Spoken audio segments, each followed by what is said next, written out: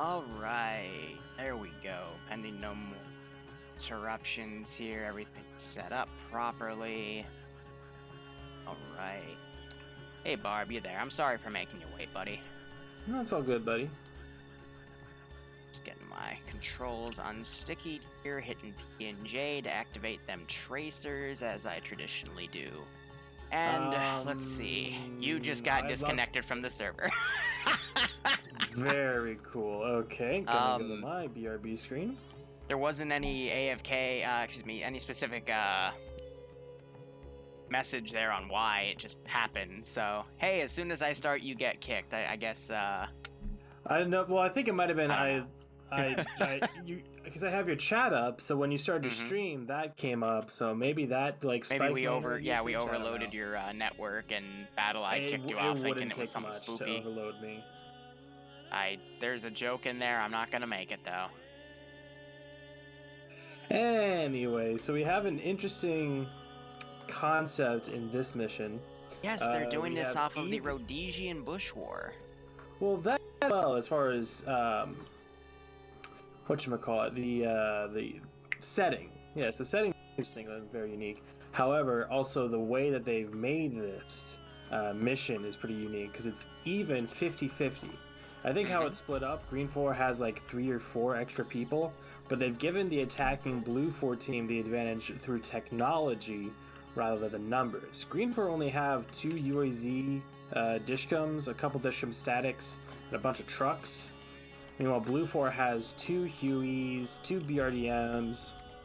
So, I'm going to quickly fact check you there. I'm at Green 4 spawn, and, oh, never mind. So Command spawned at a really weird position away from everyone else, but at Command's position was the Green 4 Huey. Technical. UAZ. Yeah, they all spawned in the center. They've been setting up for a while. You took your sweet time, baby. Heck. But regardless, yeah, this is going to be interesting. It's going to be a little different this time. Get my water jug.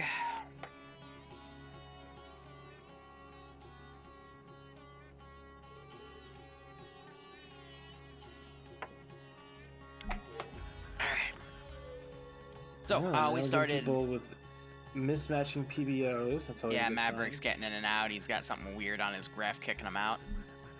But so far, seems like everything else, as far as connection, is stable. So that's nice. Apart from me, obviously.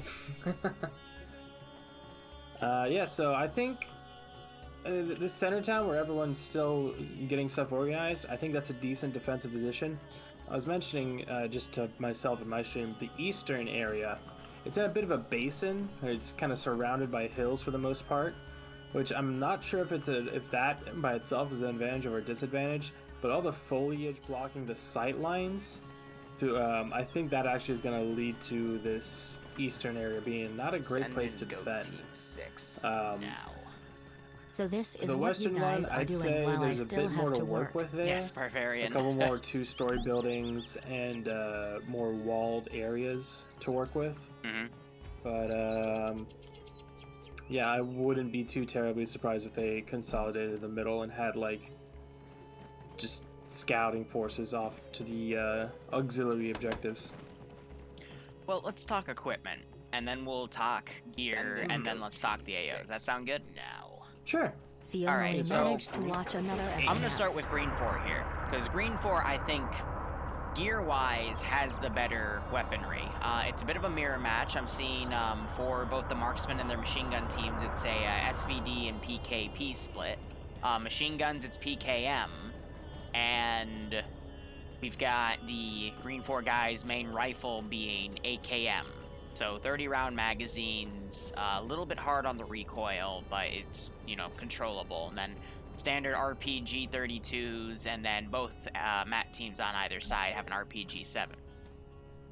But Green 4 has, I'm seeing helmets, and I'm seeing, again, that AK is the primary concern, but no body armor for Green 4. Now, if we were to go look on Blue 4, we're seeing a mix of FNFALs as their primary rifle, which is good. Got a little less recoil than the AKM, but it's a 20-round magazine. So rifleman to rifleman, I feel the Green 4 defenders have a bit of an advantage there with the bigger mag. But both sides appear to not have any body armor. It's just chest rigs. So furthermore, Blue 4 doesn't have helmets. They just have little caps. So headshots... Yeah, nor do they have shoes, but headshots are going to be very, very good on Green 4's side. Blue 4 still has helmets to deal with, but I believe the 7.62 would be able to puncture that. I like to call it the Takistani helmet, because you always, like in Arma 2, that's what they would wear. But I've been also seeing a few grease guns. I think it's been given to the pilots and the vehicle crewmen. And I know for a fact that 9mm, if you get a headshot on one of the Takistani helmets, they can still survive it. So I don't think we'll really see those guys out in the field too much, but I think it's just interesting to point that out. Equipment-wise, vehicle-wise, we have two of the Hueys, Horizon Island Defense Force, so it's the Hueys that can take a lot of damage from RHS, and they got two 240 Bravos on either side, so really good saturated fire from the air that can go on. And then the two BRDMs with both the 14.5 and the 7.62mm will also be very interesting to see how Blue 4 uses these assets to get the 3 caches destroyed. Meanwhile, looking at Green 4, you got those two UAZs, which have 12.7 Dishka. And then they also have two static Dishkas, which I'm thinking they're either going to use for AAA defense or trying to destroy the BRDMs. Well, not destroy, but kill the crew out of them. But with the AO itself here, it's all village-based. So 3 ammo Small caches that... spread out, yeah. 3 villages that Green 4 has to defend. Also, Green 4 would normally get a numbers advantage here, but the numbers are 50-50 even today. So out of, like, what, the 100, 105, 110 players today, it's about a 50 to 60 split. So each side has about a platoon strength, if not a little higher. Considering usually a platoon is about, like, 45 to 55 dudes. So a little more on that. But the villages is concerning because that gives Green 4 a lot of cover to hide from the vehicles, both in the air and the BRDMs. But the 14.5mm would easily penetrate the walls of these villages themselves. Now, from what I am seeing here with Green 4, they're doing the classic strategy of sacrificing one of the AOs. And they're doing a primary defense on one AO and a small secondary defense on another. And I think they chose the central AO to do their secondary defense on because it has this tower. And I already see a dude with a radio up there ready to provide any information or recon detail should the enemy force come through.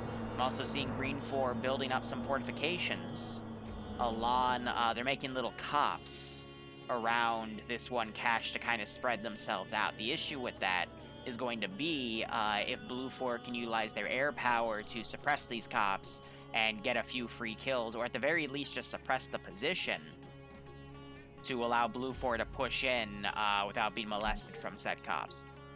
I gotta say, I really like this little fortification they got going. Seems they've been practicing their ace fortified stuff, because this is a pretty decent spot. But this is TSB.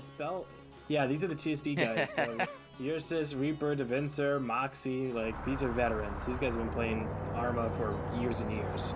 So I will give on a personal note, a few weeks ago, back-to-back on a Thursday, we had an op done called Cop Builders. So they literally went out in the Lithium map and built their own cop that they then staged the AO from. So they've got experience with the fortified tool. I've made sure of that. And you're already seeing, these this nice little creation that they've done to, lost my train of thought. God damn it! But look at the sandbags, for example. Yeah, I was about to say, like, the fact that they're not just like building their own thing. They're working with the terrain and what's there on the map. These low rock walls, boulders, and just the ground itself, digging trenches and whatnot. This is pretty impressive. And those dishcums, as far as the BRDMs go, they can cut through those like paper. And they have, I think, 4 or 5 of them, if you include the UAZs, which are even 4 more total, because 2 they're mobile, 2 static. So, Or feel free to keep going. I'm going to give a few shout-outs real quick. Sure thing. So, Alright, let's see. So let me do this properly. Barbarian Viking, thanks for the 41 41-month resub. It's going to be interesting to see Elliott, how thanks well for the 4-month Blue Fort can resub. utilize their VIX. Something we've seen time and time I again. think I that feel like was a broken it. Thank you to record you both. saying I it, hope you but keep enjoying the squandering operations. vehicles is Hope a you're very staying safe real on COVID-19, problem and I in hope you get a FNF. kick out But they've of been this better one. about it, so I'm excited to see what they're able to show us today. Hey Barb, real quick, something I want to point out. If you hit page up a few times, you'll see that they actually up the view distance of everyone on the server. Because normally when we'd do page up, it would knock it back because there was a set setting for the maximum render distance. But this is actually going to be really helpful for Blue Force aircraft because they're going to be able to do a lot farther scouting and be able to isolate those cops a lot easier. Man, they're starting to get going. Looks like the Huey on the east side has a few guys in it. Huey on the west doesn't have anyone but the pilot. I wouldn't be surprised if we see marksman heading out over there. Something I do want to point out, Scandi Recon on Green 4 right now. They're on the southern side of the western AO. They're in a transport truck ready to go. And with the mission starting, they're immediately balling it out. I think they're going to go try for a counterattack. They're going to hug the western side of the AO, try to get on the northern side of Blue 4's push, and engage them from the rear. That would be interesting to see. Yeah, we've seen that before happen with, I think on Kujari specifically, where using these vehicles, even a truck like this that Scandi Recon is in, you can see it on the roads and with the right terrain, it's getting some pretty good speed, probably 40, 50 kph.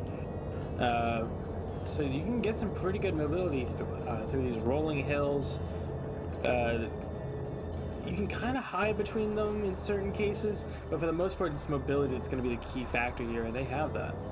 It looks like, though, they're going to park in the town of Kauai Malamodi and set up a defensive position there, which I would say is an interesting call, but at the same time, look at where Blue Force Convoy is going right now. It's going right for that town.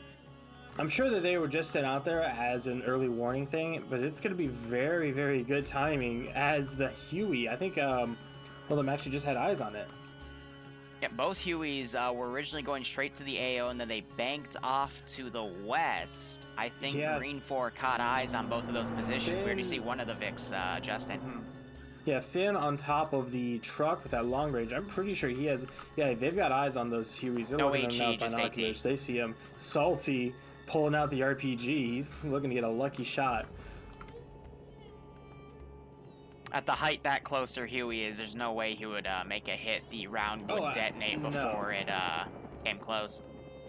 Well, for that one, the close one, maybe. I think that'd be close, but yeah. Well, it would be worth it. But that one's way off in the corner. I think they tried to just do a fake landing strategy. I know the low one flew close. It tried to get their attention to potentially try to show that they might have tried to land troops back there just to fake out Green 4, but I don't think Green 4 is going to buy that. And here comes that Blue Fort convoy. They're less than going to click out now. No, actually, as I say that, I look at Mountain's helicopter. He does have a fire team of dudes in there, and now he's actually trying to come in for a landing, but he was just waved off by a Dishka.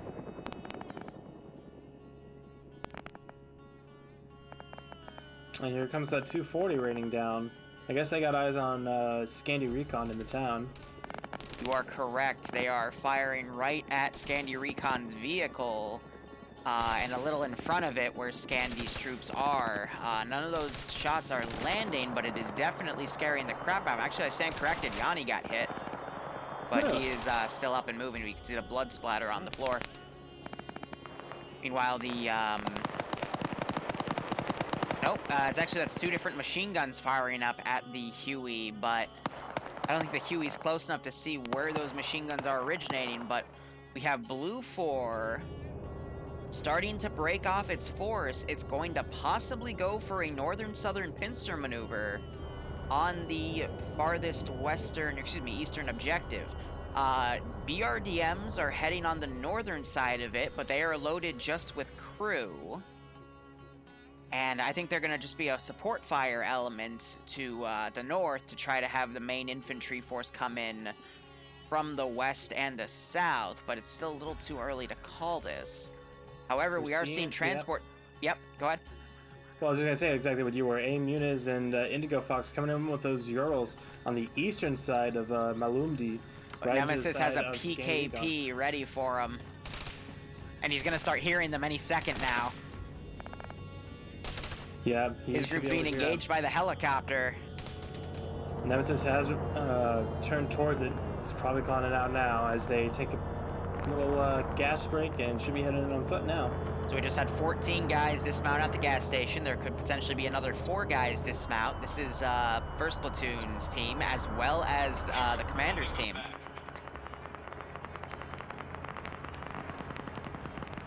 Heredo Bavarian, that's great. Stay safe, man. Thanks for the $1. I swear I'll be drinking water today.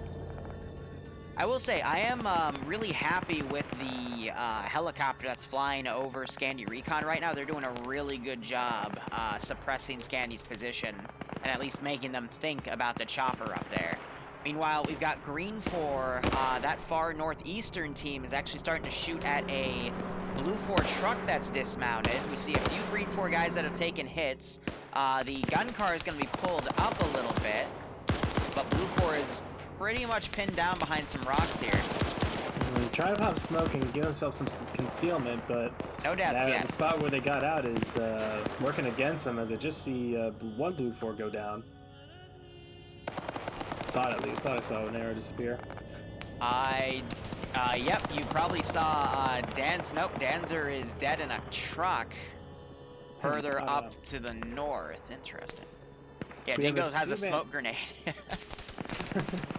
We have the Marksman Fred and Platoon 2 HQ Metamartian up on the northwest, trying to get eyes on that western objective. They're not going to find much, so we'll see how confident they are with pushing in unopposed. Sometimes you get that kind of spooky feeling on the back of your neck and you don't push in. By the way, Olaf from FK, who was in that Blue 4 group, did go down to, I believe, Yano. Yano's on 2 kills right now, which means he also was able to fire at Danzer all the way at the far northeast. So, really good machine gun work there. We also have another death, T5 Rod, not to be confused with T5 Bay, but he is, actually he was by T5 Bay. He went down on the southeastern side of where Scandi Recon has set up. I'm going to try to see who got that kill. It's, cannot find the person right now. It was Flying Finn.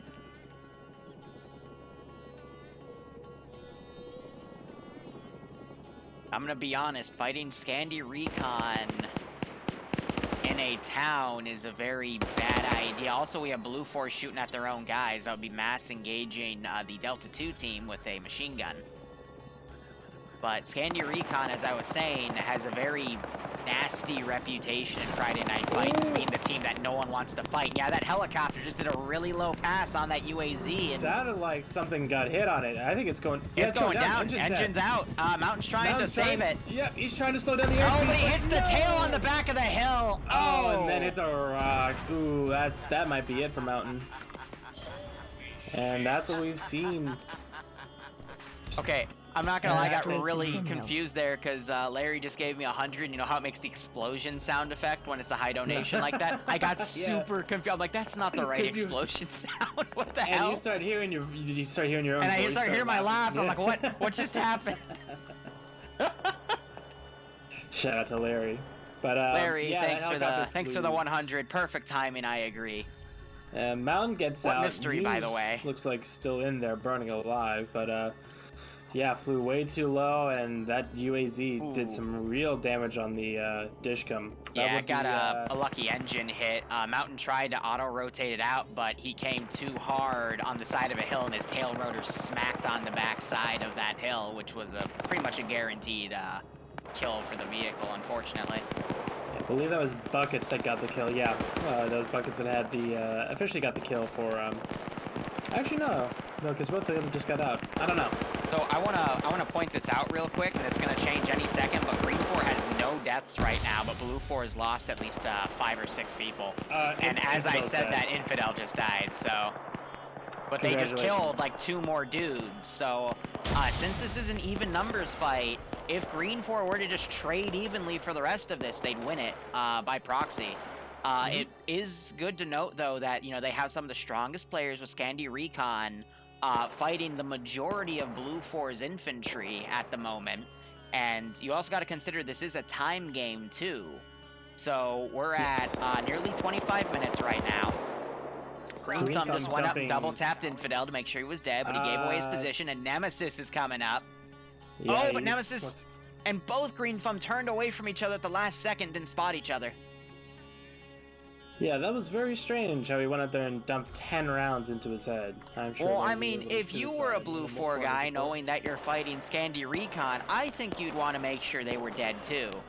Yeah, he went back to 2 of his buddies dead in the field. Falcon's about to catch Green Thumb out of position. Yep. He's looting the bodies. One tap. Come on, Falcon. Falcon, come on. Come on, Falcon. He still missed those shots. What? Oh my God, Falcon!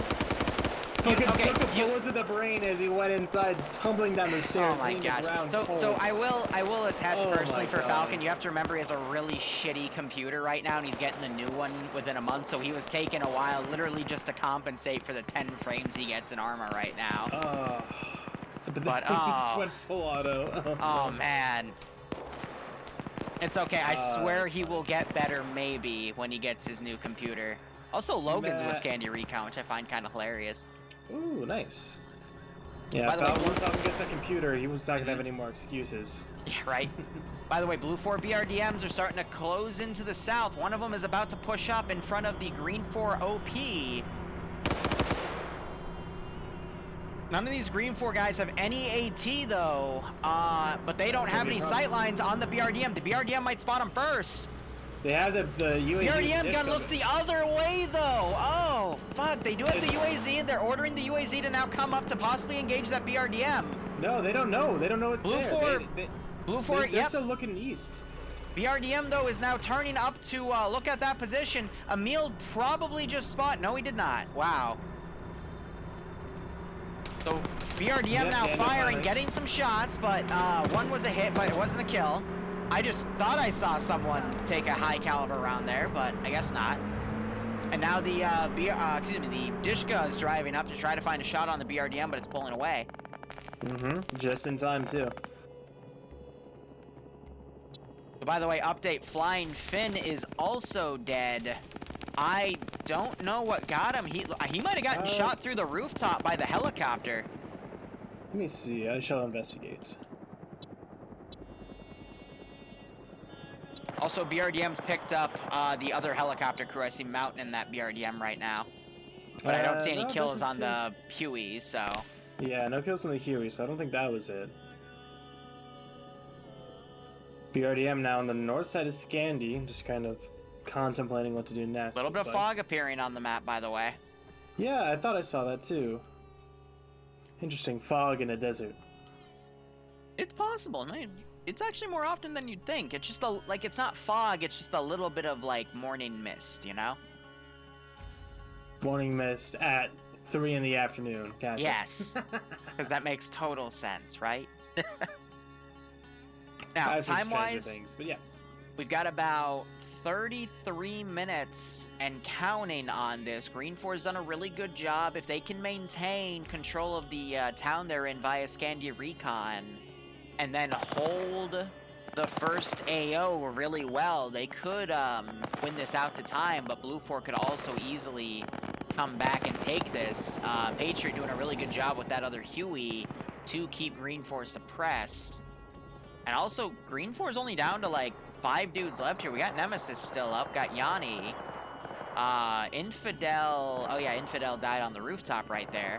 But they've reconsolidated on the northern side. I'm not sure what they're going to do, but the thought of them being there, you have Blue 4 all kind of set up in defensive lines, being really careful about moving up there. And the Huey is also firing on Scandi Recon's position again. Yeah, Scandi Recon, I mean, looking at what they've had to fend off, they've been doing a great job so far. We have this Bravo team for Blue 4 now coming around, so they might be making a move from the flank onto this town. But yeah, Scandi needs to either dig in or get out of town because they're getting surrounded quick. Nemesis was just returning fire with this PKP on the Huey, and with those gunshots, Blue 4 feels comfortable now committing a lot of its forces to the southern side of town. So, is Scandi going to stay in town and try to fight a very defensive fight here as a sacrifice play to slow Blue 4 down and commit more casualties on them? Or are they going to try to pull back here with the risk of getting harassed by the Huey as they extract? So the way that I'm just looking at what they're doing now, I think that they're not entirely aware of their situation. It would be hard for them to be. As I think someone, no, there's still some never mind. But yeah, I'm not sure if they're fully aware of what's surrounding them exactly, because I feel like they're very consolidated. They haven't really spread out, which is what you would want, a little bit of spreading out, even with the limited numbers. But I feel like they're going to be taken by surprise a little bit. By the way, Blue 4 and Green 4 forces squaring off. The northern side of that Blue 4 pincer is fighting with the cop. The Green 4 cop was doing a good job suppressing until the BRDM finally aligned to target and started firing with that 14.5, and that made all of the Green 4 guys' heads go down. Buckets has an RPG-32 ready, but at that range, it's very unlikely he's going to get the hit. And you see Tom H charging ahead with his Dishka. But we also have another BRDM coming in close. Yeah, that was the first BRDM. Yeah, that was Forge. They're pulling up now around that same flank that they pushed earlier. And the UAZ is not ready for this. The gunner got shot out, and they don't have anyone on it. There is no gunner in it. He dismounted. That's what I'm saying. He has no gunner, so it's he's got to either switch to the gunner and turn the turret, or he's got to get a gunner from the ground in there. So the audio of that car driving, sorry to cut you off, but that with the gunfire has actually made Green 4 completely unaware that another BR, as I say that, nope, Tom's lining up a shot with his UAZ right into the side of the BRDM, getting some great shots on the side where the gunner is, but everyone is still okay in there. Yeah, those shots landed right under the turret, so it would have hit the gunner probably. Yanni just tried charging Wells and unfortunately lost that fight. T5 Bay coming around. Salty trying to take him out from a little firing hole, but looks like Salty bit off a lot more than he could chew, trying to do a quick reload. No. As Bay suppresses him. But Salty comes out, gets the kill on Bay, only for DeClark to take him out from the second story. But I think knocking out Bay was a good call there, because Bay with the MG is pretty much like Nemesis with the MG. They're two of the strongest players you have in FNF, and if you let them work with that gun, they can do a lot of damage. And yeah, with this Blue 4 force pushing in, only a couple Green 4 left, I feel like that was a bit of a... I'm not gonna say it was a mistake for Scandi Recon as much as it was a good play by Blue 4. Yeah. Overwhelming forces, they snuck in despite their size, which just made their initial attack that much more devastating, because like they wiped the floor with what remained there. Right, Falcon. So by the way, Falcon was hesitating to shoot that guy, to shoot Green, because he saw him looting the body, and apparently that confused Falcon, because Falcon thought he was friendly. That's what he's saying in my chat right now. I find that funny. Yeah, no, I get that. Heat of the moment, you will, make those secondary judgments, because you don't want to be raw and shoot a friendly and then get yelled at by everyone for the rest of the round, if not the rest of the night. That's what happens. There's no room for mistakes. So we have a new Liru strategy and here. If Slav. you want to Oh, yep. confuse Falcon in PvP, all you have to do is if Falcon kills 2 people or someone else does, just run up and loot the body. And that'll confuse Falcon enough for him to draw out his position. Just stand in the middle of a field and hit I. Just bring up your inventory and, you know. Yeah, just open your inventory in the middle of a field while Falcon's looking at you. It'll cause Falcon to stop a few seconds. By the way, really good grenade throw by Slav, knocking Wells out and also injuring CO. Slav is now fighting that CQB with Muir, but they're both on 2 separate sides, stopping both offensive actions of Blue 4 here. And that's going to do really well for him. And that BRDM, by the way, is back on the northern vector, still completely unaware of that green 4 position. But now the Huey has pulled around and is going to start assaulting this green 4 cop. Now you have Mass again with the blue-on-blue incident here. This is the second one I know Mass has done. Germania also joining in on Mass's second blue-on-blue here. No blood drawn, thankfully. Yeah, they're just freaking out. Wait, now we have Slav checking all these windows in this little 2-room building. By the way, quick update. Meta Martin and Fred, as a marksman team, they have found the northern green 4 cache, and they are already trying to destroy it. They're just mag dumping it. Yep. With the...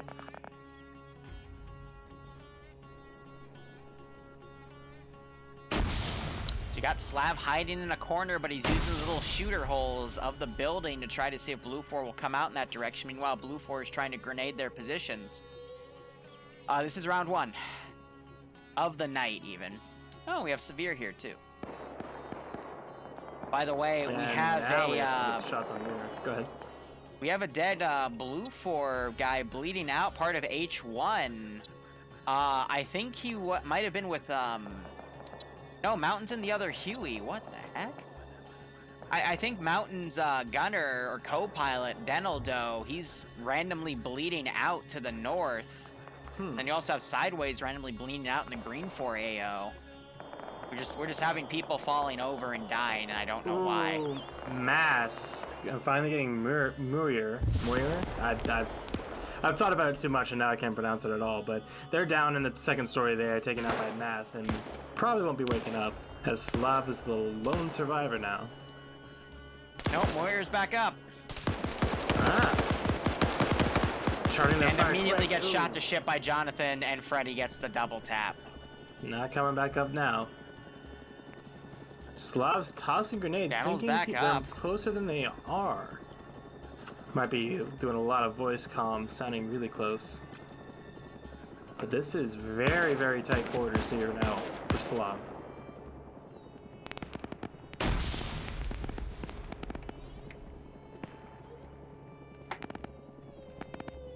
little bit of water. Wells now checking these little windows. The Slav is now at a different corner. He's gonna hear Wells coming around. It would be cool if Slav had a demo charge to blow this Vic up. Yeah, that would be cool. You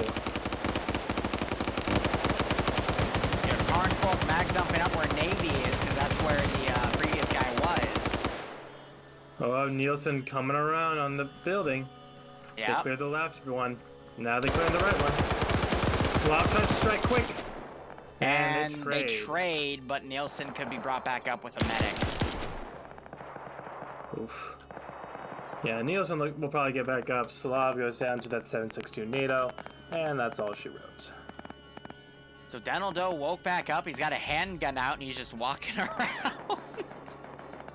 And then you still have that Blue 4 marksman team trying to blow up that cache. Yeah, I was about to say, because Fred was using his handgun. I'm sure they don't want to like fully get themselves dry. He's got the long range. They need to call him one of those BRDMs and have it come over. All right, Assinger, I'm sorry. I'll try to. I'm really bad with name pronunciation. Just army crawling in the middle of the desert. But I will do my best. Thank you for the clarification. The TSB, as I say that, TSB spots them out from their little fortified position up on the hill. Yep, but their comp is being engaged by the northern BRDM. That's a spot. That is absolute. That is impressive from the TSB guys. Because you can. That's just going to be a bullet sponge at that point. Why do we have 3 random trees? These are the jungle trees. I like just how randomly Green Force set here. this up. They've Weird. turned Khalil, Lawan, Bukhar into kind of a screen for that secondary objective with the minaret.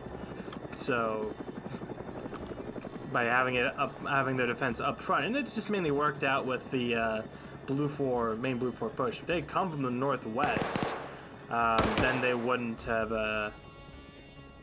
This defense wouldn't have been anywhere near as effective, but because of how things played out, Green Force has been able to hold.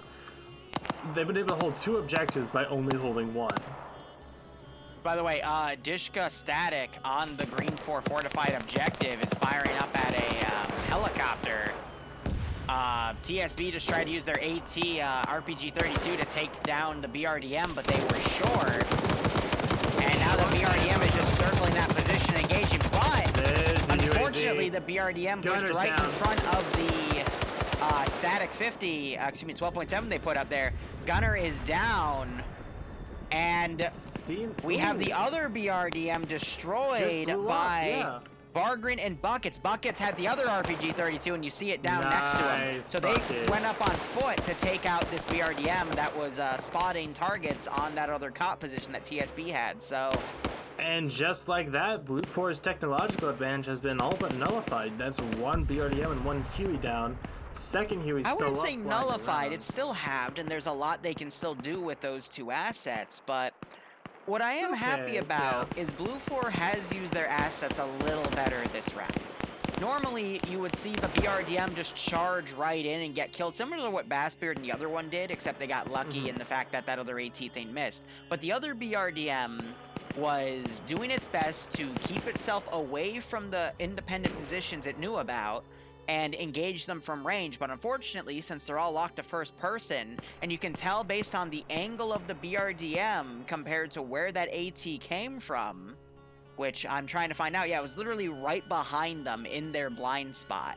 So there's no way Blue 4 would have known that that group was coming to blow them up, as you see the 2 independent guys go back to that one cop they were at. But I still like that the BRDMs were being used, you know, at range and to engage in, especially with how the Huey that's still alive is being used. It's engaging from at range, and it's doing a really good job of just harassing. Normally you see the Vex again just charge right in and die, so just happy with what I see. All things considered, the fatalities for the vehicles have been back in, few and far between. They've been more backlogged than anything, which is good. More exciting for the mission in general. By the way, it looks like the marksman team was finally able to figure out how to destroy the cache with their guns. I know why they're being hesitant, because they don't want to burn all their freaking marksman ammo on that thing. And they are now pushing south to try to get in the forested area to then use that as cover and concealment to engage the other 2. Bassbeard has recovered and is now repairing the BRDM, so they'll be able to get back in the fight as it starts raining very fucking heavily. What? It's raining for me. Is it not raining for you? In the server? Yeah. Bro, you're higher than draft pussy. I'm telling you, man, I go outside and I'm all wet and I don't know why. So it's raining from where you're streaming, not in the server. It is raining in the server. You can hop over to my stream and see. It's like a downpour. Okay, it just came out of fucking nowhere, dude. There's no rain on the server right now. Well then I'm not on the same server then. I'm watching an alternate reality. Barbarian, are you using cheat softwares again? No, I'm not a pigeon or a seagull. Ay. I love how Deno, though, by the way, after he was getting shot up, he's just gone prone right here and just stayed right here, not moving. He's like, well, you know, I was over there and I got shot, and now I'm over here and I'm not getting shot, so I'm gonna stay here. Sounds like a good idea. But I love also how the Huey, it's at a really good range from the ground, and it's actually trying to bait out a lot of Green 4 shooters to engage it. And all Green 4 is really going to do is waste their ammo, because to, you know, get any hits on that Huey from that range is going to be nigh impossible. I also love that... Even if they did, the small arms would make it negligible. Yeah, But it go would ahead, be sorry. very difficult to penetrate. But I also love how Green 4, they are ferrying their guys back to the TSP Cop from the eastern position. That's going to allow Blue 4 some momentum to push up to the next Cop. But I want to look at, this has been a 50-50 fight. I'm going to count some skulls here, and then there's always plus or minus a few for people that disconnect, but Blue 4 has 2, 4, 5, 6, 7, 8. While you count that, the BRDM has picked up Dental Doe and is firing on the TSP Cop from the northwest. It literally just went in, picked him up, and got out. Perfect execution, and then they hit a rock as they were backing up. So it is 14 Blue 4 skulls to 9 Independent skulls right now. So Independent still having the numbers advantage, but losing that entire Independent team in the town did cost them a little bit. Meanwhile, Blue 4's numbers, most of the skulls are actually not most, but a good chunk of them are from vehicle crews and aircraft. Also, it's important to note, Blue 4's commander is dead. He died in the town, probably by Scandi Recon, so Blue 4 is now relying on its platoon leads to coordinate together to execute the rest of this mission. Time-wise, we are just about to hit the 20-minute mark for the mission, so 20 more minutes till the round ends. Blue 4 really needs to try to reposition here. As I'm saying that, they're actually remounted in trucks. They're going to head south. They're going to take Blue 4's forested route that they reconned out with the marksman team, and they're going to hit the central cache from the southern side and overwhelm Stevens in 2600 position. What? Meta Martian and Fred are going to try and back up the middle objective. No, I think they're scouting out for it, because look at the 3 Blue 4 trucks coming in. Possibly. Yeah, that's actually, what you were saying is probably smarter. Yeah, because think about it this way. They take that cache and they have some buildings about 150 meters from the next village, and there's some good rolling hills, because I'm not sure if you remember, but one of the first AOs we covered, if not the first one, was this AO, where Op4 were attacking. It was either Blue 4 attacking Op 4, but they were coming from the southwest, and this village they're hitting was a terminal site. So I think some people are just reminiscing that from a few months ago, and they're doing a similar strategy to push into that AO and then take the last one. Yeah, what's going to be interesting is how close they're going to get to these trucks. The sound of the rain will probably cover up the engine noise for a little bit. There is no rain. If they get closer, then that'll give them away. But if they park on the other side of this, and the rain should conceal that noise, and they should be able to walk up on foot pretty easily. 2600K up there. Hold up, BRDM pulling right in the center of town. Oh, Lord. Dodging the truck roadblock. Almost having... Oh, King! Come on, King! Yes, King! Come on! Oh, no shot today from King. I guess the invisible rain is distracting him. It's hard to get a good eyes on target. Hard to really land at the sights with rain. Dude, I'm dead fucking everywhere. serious. There's no rain on the server. Well, there's rain on my end. Stop raining on the server. Hey, at least it's not golden rain. I don't know why I said that. I don't know why I said that. I don't know! Anyway, Nuzzy, one of the Green 4 marksmen, found Blue 4's 2nd Platoon HQ, and unfortunately, Blue 4 spotted him first. Fuzzy, meanwhile, trying to get a flanking shot on Tarnfolk here, who set up a 240 Bravo, and is just waiting to line up a shot. But Tarnfolk got a 2nd hit and a 3rd hit, and there goes, okay, there's the rain. Anyway, Fuss was able to get 3 shots on Tarnfolk and eliminate him. He also killed another Blue 4 guy, which might be... Patriot's coming in for a landing, and he's drawing a lot of fire from 4 different Green 4 positions. Oof. All those traits just came in at once, and he's bugging the fuck out of there. His tail rotors hit a little bit for his anti-torque. Yeah, and he's also got to worry about the infantry on the inside of it. Damn. 2nd Platoon HQ is dead, by the way. We also, so Meta Martian, who was with the other marksman Fred, he got killed by what appears to be an explosive, and Fred also got injured by it. But Blue 4 is unfortunately just losing a lot of manpower here. And I'm not sure they'll have enough to fight all the independent guys. Meanwhile, the 3rd guy that was in the 4-man entourage just got taken out by Fuss. Fuss on 6 kills, by the way, with that marksman rifle. Jeez. Yeah, this... I mean, so here's what I'm thinking Blue 4 is doing. So, obviously they're going for the objective that has the fewer amount of people, so they can concentrate all their forces on this one. As the BRDM pulls through again, AT misses. Actually, no, AT hit. AT hit. It was a weak hit, though, the Vic. It was, I think, just a left hit. It was a left side hit on the hull, and it didn't really hit any vital systems. Yeah, they might be able to get a repair on that and be able to still use it.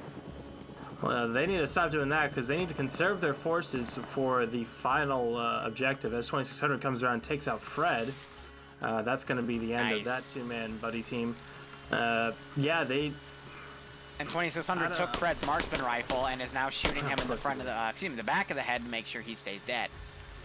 Back of the head to the front. And then Steven is 240 gunner, part of the F2 team. So this was a machine gun team they put up there because they're one of the Foxtrot groups, which means they're it's Foxtrot 1 and Foxtrot 2 and Charlie 1 that have the heavy machine guns. Yeah, my concern here is the attack route from this back objective, the western objective to the eastern one. We it's going to be brutal to work with, but yeah, like. But here's the thing, though. You got to consider this, though. It completely circumvents all the cops that Green 4 has been digging, especially since Green 4 has a very strong force to the north because they're anticipating Blue 4 to come from the east. I disagree. The TSB one is pretty omnidirectional. That two-story sandbag checkpoint thing, that has perfect eyes on the southwest, on that hill going through that field. That second story has some good eyes. You don't want to be on the open right here, man. You want to push up to that rock, close the distance, so you nullify his range advantage with the scope. It would be too much to really counter that attack. But you're eventually going to need to reload while you're doing it. He's going to poke his head out and headshot you. Further to the northeast, they're definitely going to need to pull back. So this might catch them off guard if they're quick enough, but they're going to need to be quicker because that 15-minute timer just popped up. There's the push-up. Okay. I'm watching Spurto and Nuzzy go at it, the 1v1 on the western side. We also see Blue 4 engaging the machine gun team on the central objective. Spurto just took 2 hits. He is crippled now, so he's got to crawl up.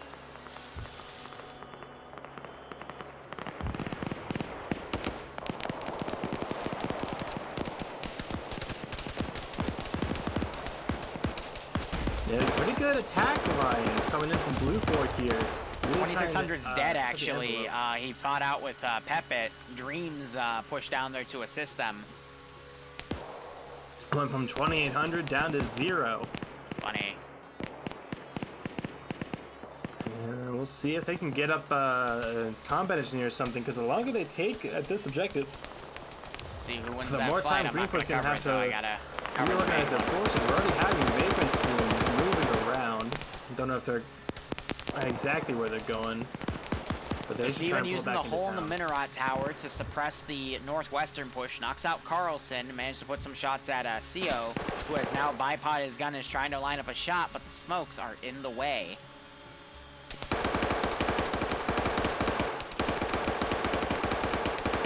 And now Steven firing more rounds in here, and he is just absolutely shredding this side. Those two are still alive. We just saw a grenade get thrown on Blue.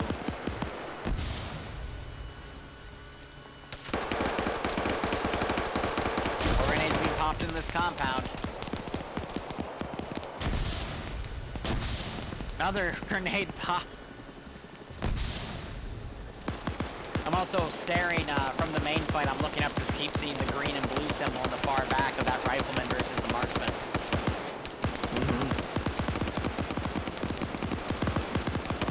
Spudro and Dreams' position getting breached while he's bandaging, and Pepit's able to get the kill, and Blue 4 secured that cache. Steven's pushed down. He's lined up a PKP. He's just waiting for Green 4 to get there. Or excuse me, Blue 4 to get there. Blue 4, yep, took out that Minaret tower. With 12 minutes remaining, though. Yeah, I'm pretty sure the numbers heavily favor Green 4. Yeah, at this point.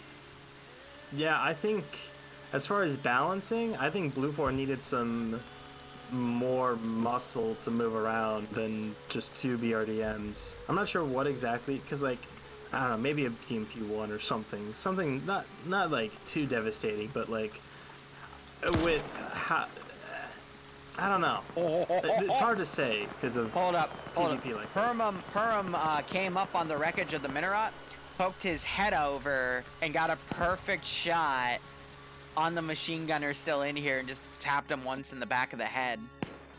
So Spudro getting some good nades on Nuzzy, knocks Nuzzy out, and will be going up for the double tap. If Spudro's looking around, making sure he's he doesn't have any assistance, because I don't think he believes that one guy was able to take out his entire fire team. Yeah, how many kills is Nuzzy on? Nuzzy's on 6 kills. Nuzzy was on 6, yep. Oof. So Spudro not doing the double tap, instead opting to bandage. Hopefully that doesn't bite him in the ass.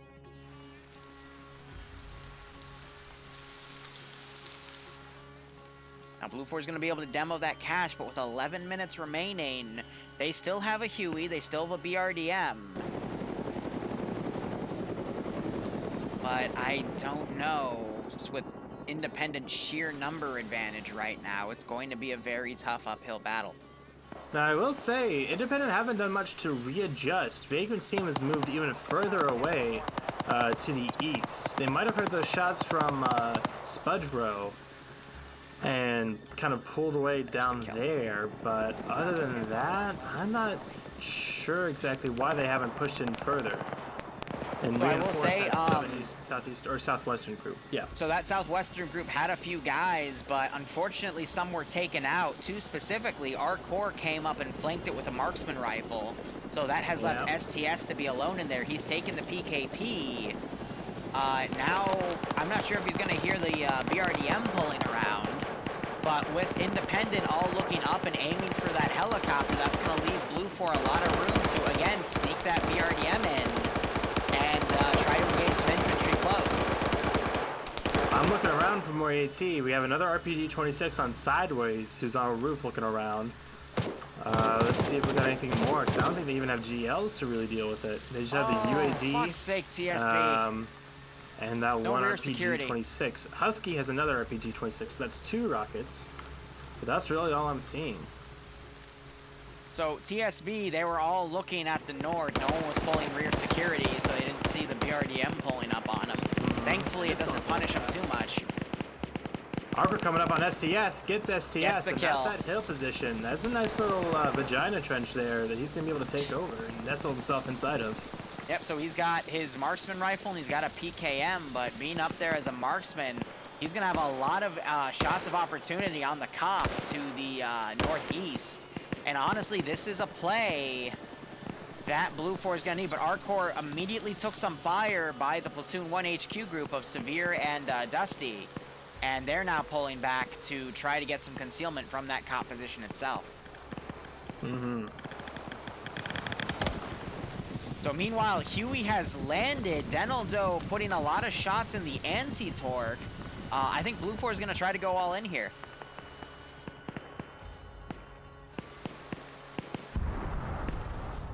And there's the cache getting blown up. Yep, good use Blue 4 of is also loading into some of Independence spawn vehicles for transport. They might try a rush. I feel like a spearheaded approach, using these trucks, that's great. Use the trucks, go fast and furious.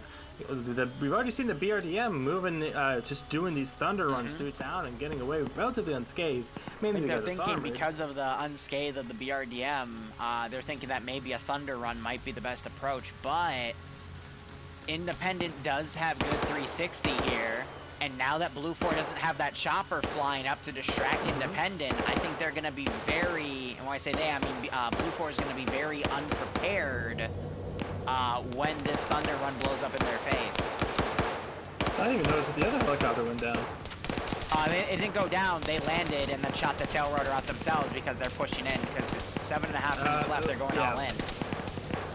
The RDM now doing another thunder run to try to distract. This is good. Indigo Fox is in the lead truck by himself. If he dies, and that's not much of a problem, and he's taking fire quick from Mike. Wow, engine gets shut out 6 shots, knocked the engine out, and no, Indigo was able to dismount. Not a great spot. Not a great spot there, buddy. Germania goes down as he hops out. Muniz stays up. And we have nades being thrown out as the calls come in. That black smoke from that truck is a dead giveaway. And now there's a second one as well. But here come the reinforcements. Yeah. Here come the reinforcements. Full squad coming in. And they're flooding. PKPs, PKMs, 240s. They got it all, baby. Just had a 1-to-1 trade. Grenade just went off, killed another guy. Grenade. Oh, that was a great nade. Nielsen needs to get severe. They need to get away from these trucks. Green 4 needs to realize this is going on and push their guys from the cops in the town immediately because they're going to get overwhelmed. Gorski just put a charge on the BRDM and tried to get away from it, but deaded it. But Bassbeard and Cena are going to be able to get out and deal some more damage. Bassbeard unfortunately going down immediately. He gets a trade though. He got one before it went down, so not all is lost, but that's... Look at all the Blue 4 guys down by Severe. Yeah, Severe just running up behind them all. Oh, Lord. Germania and Massimune is still up. They're just trying to get a bit of a foothold over here. Patriot needs to make a play, though. He's got King on his tail, and Vonk as well, I think. And here comes TSV coming down the hill, smoking their approach. Yep. This could be good. But I think Blue 4, it's a bit, yeah, a little too late. They had a daring operation, but I don't know if they really have the manpower to really execute it. Patriot taking out Vonk. See, Blue 4 is lucky that when these Euros explode, they don't like have a cook-off.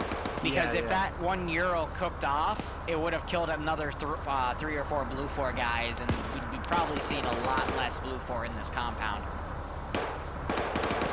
Party running up, he's caught by Reckon sideways, chilling in that building.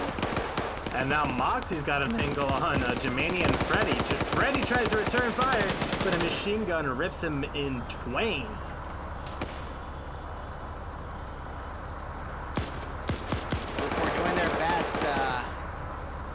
Get the situation taken care of here. Patriot still taking out Vonk after he woke back up.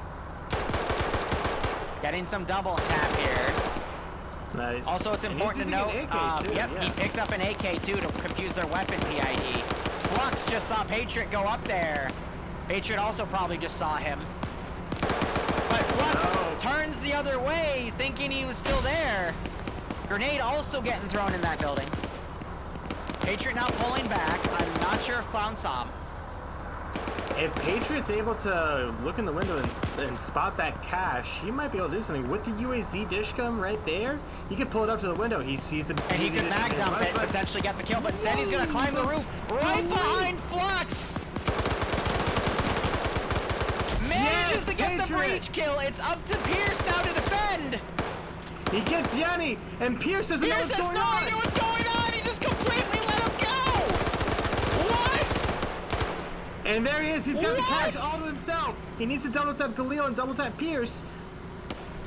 But he's got the cache to himself. Galil's woken back up. He's wasting no time. Galil wakes back up. Galil gets Patriot. Patriot could wake back up, but Galil's not going to make the same mistake. He's going to reload. Oh, he really needs to not waste any time and double tap him. Galil's instead going for the medical. I understand in that situation, he's called to back up. Risen kills in there. Pierce is woken back up. Oh, that would have been a beautiful clutch.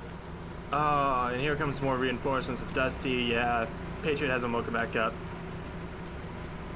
Pierce doesn't realize that the guy right there is... I don't know. Maybe he doesn't. I don't know. 3 minutes remaining. Patriot does have the PKM. If he wakes back up, he'll have an easy kill on Pierce. Anything's possible. Pierce might realize he's... Nope. Okay, no. Patriot's dead. Yeah, Pierce finally recognized it. Never mind. Oh, that's so unfortunate. He tried. He was outnumbered. Where's the wake up, Patriot? What's the line from Hamilton? Outnumbered, outmanned, outgunned, and outplanned. Something like that. Something like that. But man, Patriot speaking of Hamilton, Patriot got in there. He gave him a run for his money. Oh, definitely. Just a little bit more luck. Galil might notice that he needs to be double tapped. Yep. No, he's just trying to get around. Oh, he's looking for the head. Well, maybe not. I don't know. I doubt Patriot's gonna wake up if he hasn't yet. I find that surprising that he's not getting the first wake up, so he just must have gotten really nastily hit. He's got 3 guns trained on him, though, if he wakes up. I think they're just teasing him at this point. Yeah, I wouldn't be surprised if Galil or someone, they strip him of his weapons and just try and get him back up. Because now all that Blue 4 has left is Nelson, Skip, Mass, and maybe Sail. 2 minutes remaining. Under 2 minutes. And there's the double tap shot. We almost saw a clutch. It was very close. They're looking at Pierce. I don't know if Pierce got the kill or not.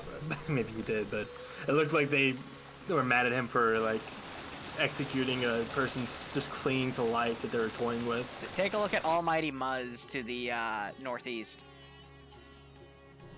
He's a chopper pilot, and he wants to stay with his chopper. He's just vibing. Nielsen just freaked out and shot his own dudes. Excellent. Nice, nice. Also, Von Glutch, thanks so much for the 5-month resub at Tier 2. I hope you keep enjoying the operations, and I hope you get a kick out of this one. And I hope you're staying safe among COVID-19. And yes, I think they're looking for their candy. Thanks for the 300 bits.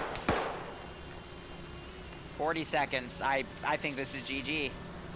I am happy to say, though, this is the first time in a few weeks where the EU server hasn't shit itself in the first round. Yeah, vehicles stayed alive for a long time. Some even surviving to the last push. So I think a very good use overall of assets. I think that, I don't know, I don't think Blue 4 really made many mistakes. They just didn't make good enough decisions, you know what I mean? Yeah. I will say, for reference, if Blue 4 actually get guys in the AO, the black square, it could technically go to overtime, but I think with the sheer numbers advantage they're fighting against, and no one's in there. Oh, it's still enabled overtime? Yeah, maybe it's not accurate to the map for this one, but they were definitely outside of the black I think within 100 meters or 50 meters of the cache itself, but you got aim at the balls now trying to square around.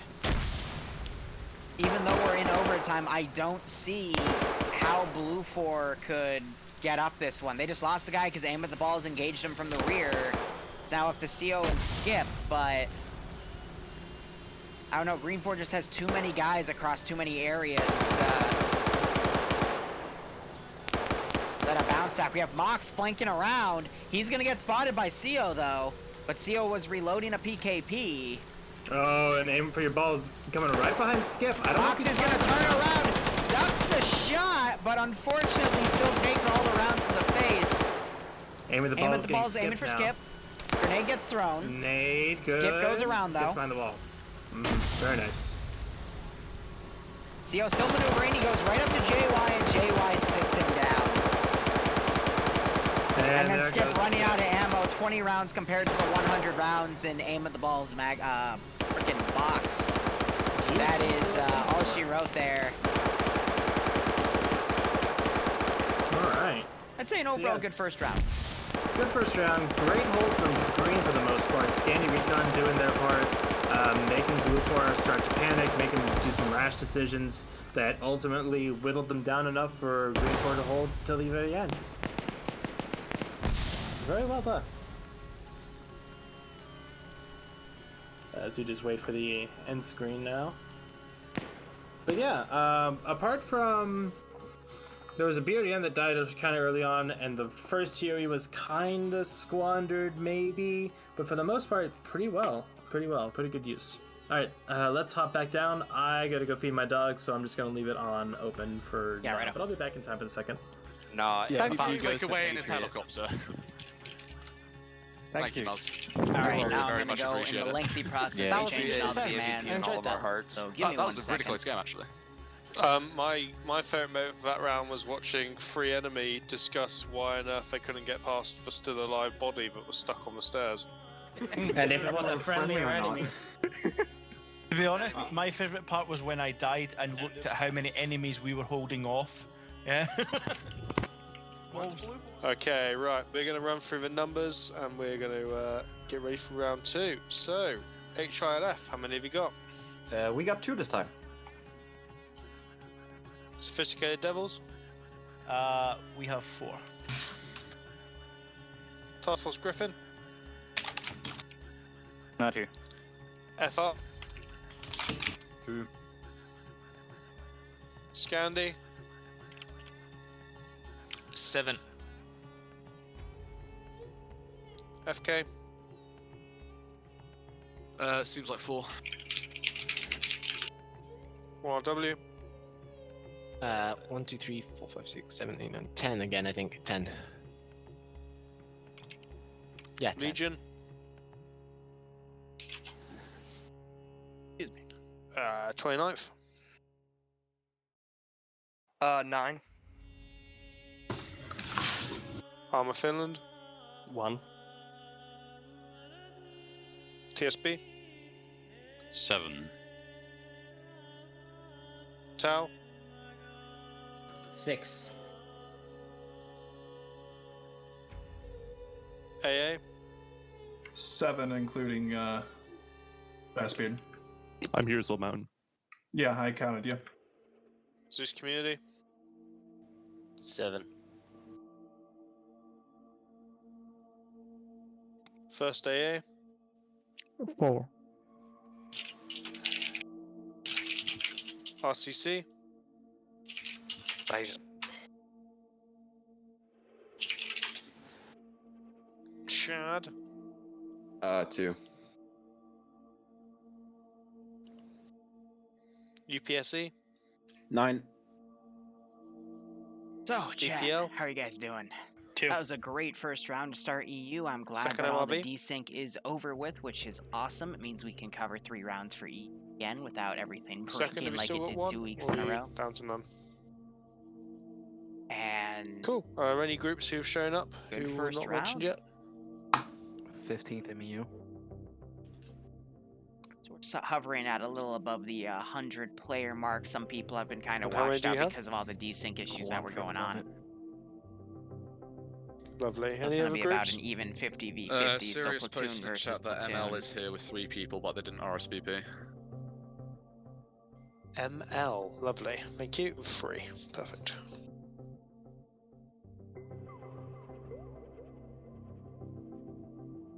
You're perfect. Right. Oh, another even round. Neutral sector. Send Okay. in goat team 6. Let's have a now. look. Smodadicts. Why though? Just confirm, leading the last one was 1RW, and who was leading the other Send one? in goat team 6. Tau. Modadic, thanks for the 28 gift subs. If you got a Who sub was the from leader last Modadic, round? make sure you thank Dingo. him. I hope you all keep There's two enjoying the lovely. operations, Or, and I tags, hope by you the get a way. kick out of this Team run of 6. Friday Night Fights. Roger. You're all Someone staying safe can, from jump up COVID-19, and and I hope sort that out. you're all doing okay in these crazy So, troubling times. Send in goat Let's team get 6 uh, now. FK Op 4, option for leadership. Yeah, you know, actually, I'll take it. Send Uh, in goat AA team Blue 6 4, option for now. leadership. We'll take it. Send in goat team 6 now. Okay, let's get Tau on Op 4. Let's get Scandi Recon Send Blue in 4. goat team 6 now. Let's get RCC Op 4. Let's get Send in UPSC goat Blue team 4. 6 now. Let's get 1RW Op 4. Let's get 29th Send in Blue goat 4. team 6 now. Let's get TSB Op 4. Let's get Zeus Send Community in Blue goat 4. team 6 now. Let's get First Air Assault Blue 4. That's perfectly fine, Larry. Again, thanks, man. Send in Let's goat get team Sophisticated 6 Devils Op 4. now. Well, if they get all these numbers to balance out, everyone gets slotted up, and then Send we'll in continue goat going through team the 6 process. now.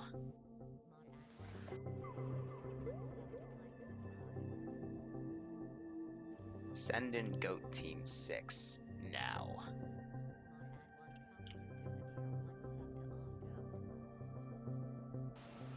Send in goat team 6 now. I do want to say right now, quick shout out to Oh, wow. Moneybags, CWC, Let's get Stone, Hilf, Monadict, Opful. Larry, and everyone else who's helps contribute to the channel.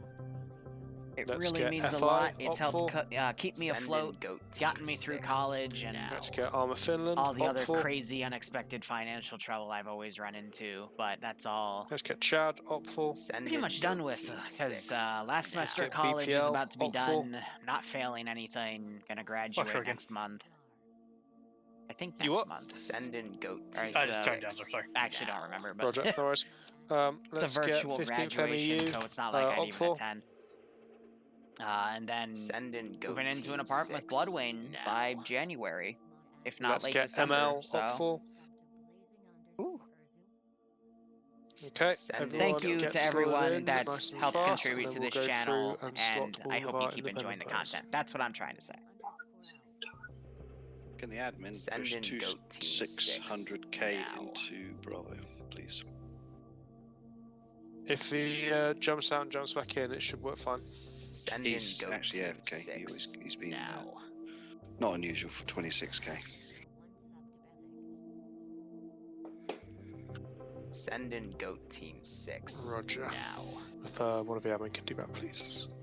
Right, we're now going to go through, and everyone who's grey, I'm going to assume as Send being in goat team 6 Centaur. That's it. Christmas in my own Right. place. Send in Green goat thumb. team 6 Blue 4. now. Monez. Blue 4. Aim at the balls. Op 4. Send in goat team 6 now. There's a lot of people I can see from group who are not yet slotted, so can we make sure we are slotting up, please? Because otherwise these are going to become Send in goat unbalanced. team 6 now.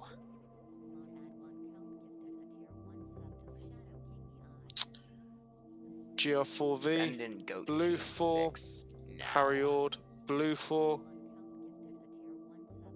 Indigo. Op 4. Loose.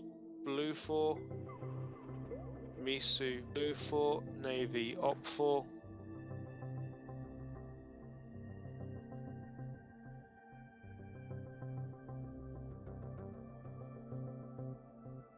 Denaldo, are you part of a group or are you independent? Dental, I think, is gone. You can go. He's AA. Yeah. I think he said he was leaving. Just kicking him. Okay.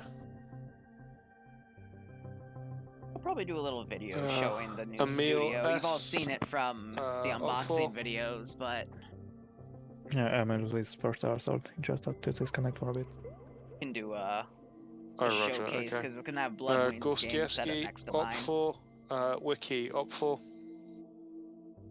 Oh god, she'll be able to come in and bug me whenever she wants again, like a year and a Pop half Top ago. from Pluto. That was a Let's get you mess. Op 4. He's in town, but yeah. Oh, Roger. It's Saturday already? Anyway. Jeez. Lovely. God, if it's Saturday, I should be touring apartments right now. Cardiff, Bloodwind's gonna kill me. Are you having a problem there or are you able to slot? He's not here. Okay, You lovely. can kick Alright, let's see. Perfect. Who's where?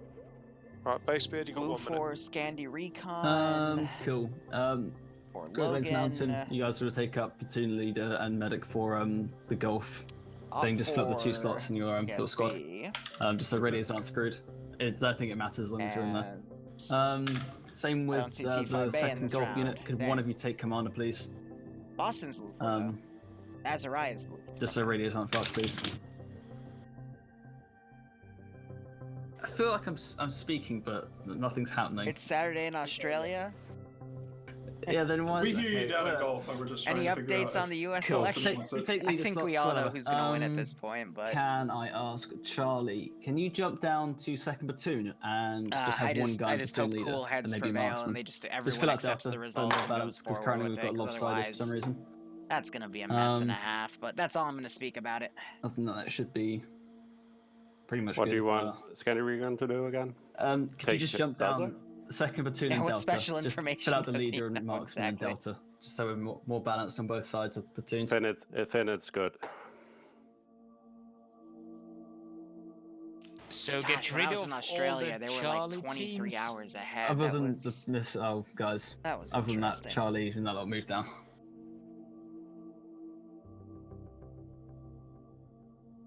And someone take second platoon leader, please.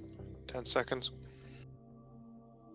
Someone needs to take the medic from Delta 1. Alright, that's all the key parts taken. I'm happy. Ralph, jump up. Take medic. Yeah, nice. Can't promise I'll be good. Okay, that is your time. Solve the rest of your stuff using the side chat. Everyone else keep the side chat clear for Basebeard to do his stuff. Fred, you have a minute, my friend. Thank you very much, Digger Man. So, Bravo, so that's Sirius's team. Do you mind hopping down somewhere in Platoon 2? I do wish the team 52 vs. Thank you very much. Other than that, does any team lead or platoon lead see something in which they are not happy with? Because to me, it looks pretty darn good. Charlie 1 has a lone man. Charlie 1 has a lone man. That is true. From Bravo, yeah. Yeah, so Sirius just slot somewhere whenever possible. Bravo should have a team leader as well. It's true. Popped up from Pluto. Are you happy going Bravo team? Actually, yeah, Bravo's not actually really existing anymore, so you can stay medic and just be an extra medic. Since Daniel's also going to be going down to Delta somewhere. I was told to stick with Alpha 1. You're going to stay as... Alright, yeah, that's fine. Then if you just want to attach into Alpha 1, make sure everyone's clear of it. Right. Okay, that is your minute. Lovely, fantastic. Let's push to map screen. But I don't want to go to the map. You can't go don't take me to Fred. Brazil. No. This is a chunky looking mission file. Damn Holy it, you shit. took the words out of my mouth. A 1 megabyte mission file. I've got to Fucking point hell, out, guys, whenever I make a map, I tend to put a decent amount of detail into it for, like, you know, stuff of the objectives and shit like that. It's usually around 600. This is 400 more. Oh, cool. Yeah, well, if you guys want to talk about ridiculous mission files, you can talk to Basebeard, who took me off on a mission yesterday. What was it? Was it 23,000 kilobytes? Basebeard, what the fuck? What the fuck is this? I cannot confirm or deny. Optimize your missions, fool. Alright, I'll upload it in. 1 megabyte before. You can't optimize scripts, it's all text. Oh dear God, this is going to be fun. Oh, I like it. My God. Oh, this is There going to won't be a be much slaughter. death. This is going to be a slaughter. I want worse. I wish. I do too. I want blood. I have Thank FK you. artillery Thank you, tags. Well, that does Oh, make you're you gonna get it. Astro. Blood for the blood god. Are those trenches? I think so. Yeah, Sure are. I'm pretty sure those are trenches. Trench warfare. Little triangles are bunkers. By the way, Okay, breakity. Arcor, what is our briefing? This is Trench Hell. Welcome. 3 objectives. Sector control. First 100 wins. Have fun. I hate you. Blue, for any questions? Round the wall. What if you already got trench fit before you go into the trenches? Oh, and no questions. Cut it off. Yeah, right over. Who the fuck is deleting my Have fun marks? on, Sorry, airsoft, man. don't mean to interrupt. How many hours of artillery are going to before we actually move? That'll be me, Fred. That's why you put them in global. Is tear gas an option? I put them inside. No important question. I'd be let's mustard. push. Right, we're pushing through to the start. Let's go. Do we have... Alright, heading up. DeVincer just added his multi for me, so give me 1 second to take care of him.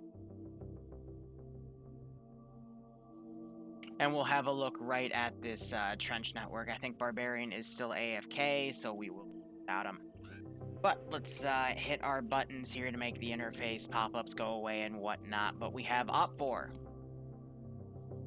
Op4 is standard Russian kits with 545, so that means they're going to have PKMs, BKPs. What's their MAT team gun like? Excuse me.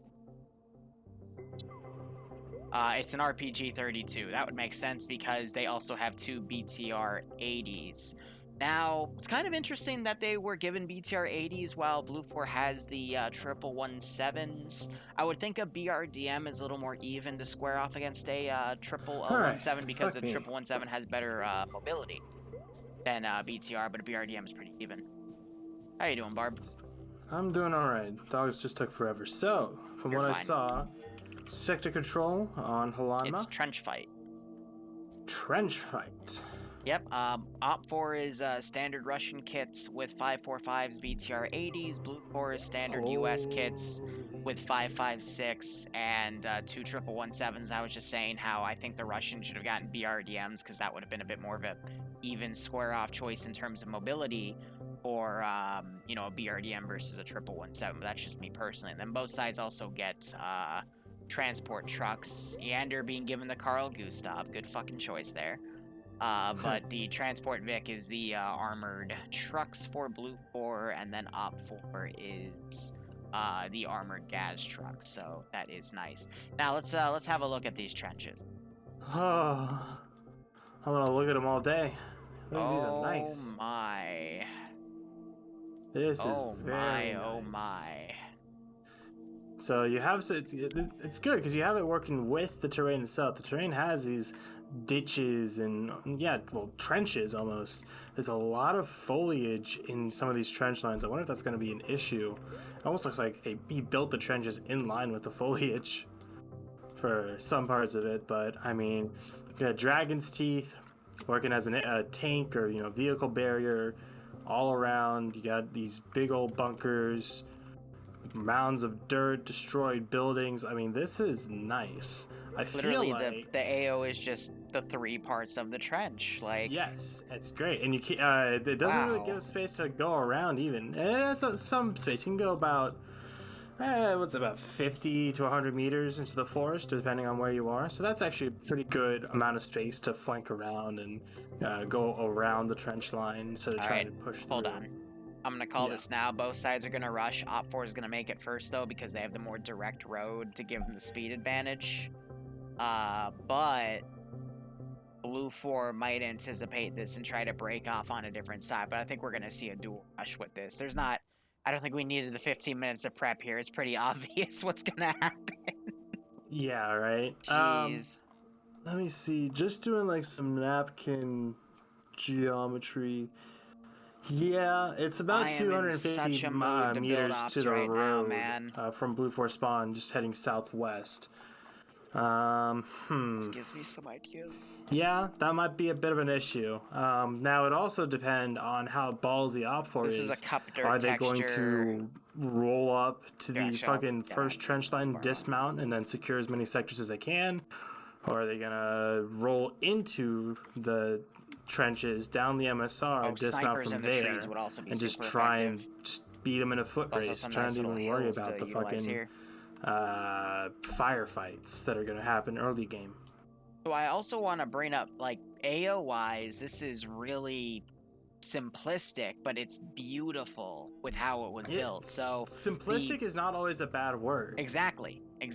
But I mean, just to point out, there's only like 5 or 6 different types of textures being used. You have the Cup Dragon's Teeth, you have the Maladin 2035 bunker, you have the Cup Earth ramparts, which make up a majority of these trenches. The big groups of dirt is another cup texture. I think it's supposed to be a haystack. But it's a solid texture. Or a mound of dirt. Yeah, it's solid. You see it by Barnes and Chernogorsk. And then you have some blown out Altus ruins. And that's it. And I think that's actually amazing that this AO is only built on 4 or 5 different low texture assets. Especially with, the ones primarily taking a lot of the room are the, Dragon's Teeth, the Mounds of Dirt, and the Earth Ramparts, which are all from Cup, which are low-res texture ports from Arma 2, and even beyond. Well, I will say, I was listening to your stream while I was taking my dogs out, and they mentioned this was like a 1 megabyte mission file, which is a decent size for something as simplistic as this, but it doesn't take much. It's with Arma, especially when you stick to like very particular mods like RHS and Cup, even though they have a lot in them, you are still somewhat limited. But in reality, you're only limited by your imagination. I mean, you have conflicting, what you want to call it, like architecture, different stylings on these fortifications, like you said, from Altis, from Cherno, from Malden, of all these different maps, but they come together pretty seamlessly. It's the power of the editor. Arma is one of those games where you can literally do whatever the fuck you want. I mean, today I released the op from yesterday, which was the parody of Kaspersky from SkyTech US. The full VR map that I know I made once that literally like cringe over. Because we just built a bunch of random shit in VR and had the players go through it. And we made it like an Inception-style trippy op. It was fun. I love how you call him SkyTech US, SkyTech CEO. It's CEO? Fuck, I've been calling him SkyTech Online and SkyTech US. I can't get his fucking name right. Oh my fucking god. I'm horrible with names. I'm horrible with pronunciation, but the one thing I do know is Arma Tactics, so damn it, I will go with Arma Tactics. Brain small must give more space to Arma custom No, it's called Regress to scripting. Monkey. Monkey hit hammer against car in Arma, cargo into sky. Physics. What you just described is one of the most classic Arma things that's ever fucking happened. If it's not a hammer, it's fucking cars hitting cars, cars hitting a little mound of dirt, causing them to skyrocket up. Gosh, I remember one of my older highlights where it was Al Ryek. They brought a tank into the shore cop on the southwestern corner. I dragged the tank back, and for some reason it slingshotted the player tank like 7 or 8 clicks north. It was well, ridiculous. I'm sure you remember Kadal with the invincible bushes that would kill tanks and NPCs. Like Arma, man. It's an abusive relationship, but like the sex is so good. What? Huh? Sorry, anyway, we already see Blue Force setting up trucks ready to beeline it to the trenches here. Op 4 taking a little bit longer to mount themselves up here, but they're starting to get people mounted. They're going to put people on the BTR 80s. That is not a good idea. You want to do a rush strat for this one. So if Op 4 spends too much time mounting people up in BTR 80s here, that means Blue 4 is going to be able to rush in with those trucks. I mean, then again, Blue 4 already had the advantage because the fastest Vic on the map here are the 1117. So if, God,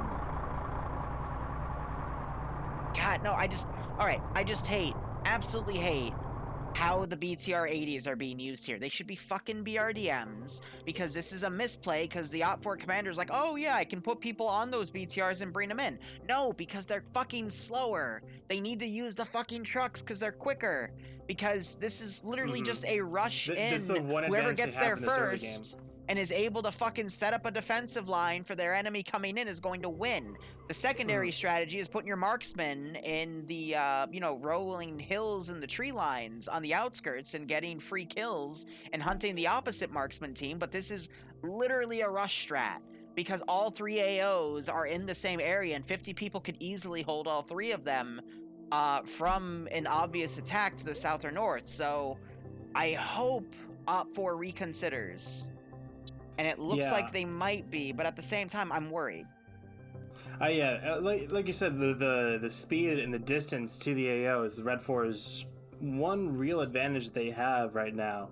For them to inadvertently squander it by taking the BTRs instead of the trucks would be just chef's kiss of dramatic irony. Because those 1117s will be a lot quicker than the BTRs. The trucks will be near makes no difference. The same-ish speed. That's such a But bully. they're gonna need to Blue 4 is lining up at the start line. 5 minutes to go. Red 4 hasn't even mounted yet, but that's fine. They got plenty of time.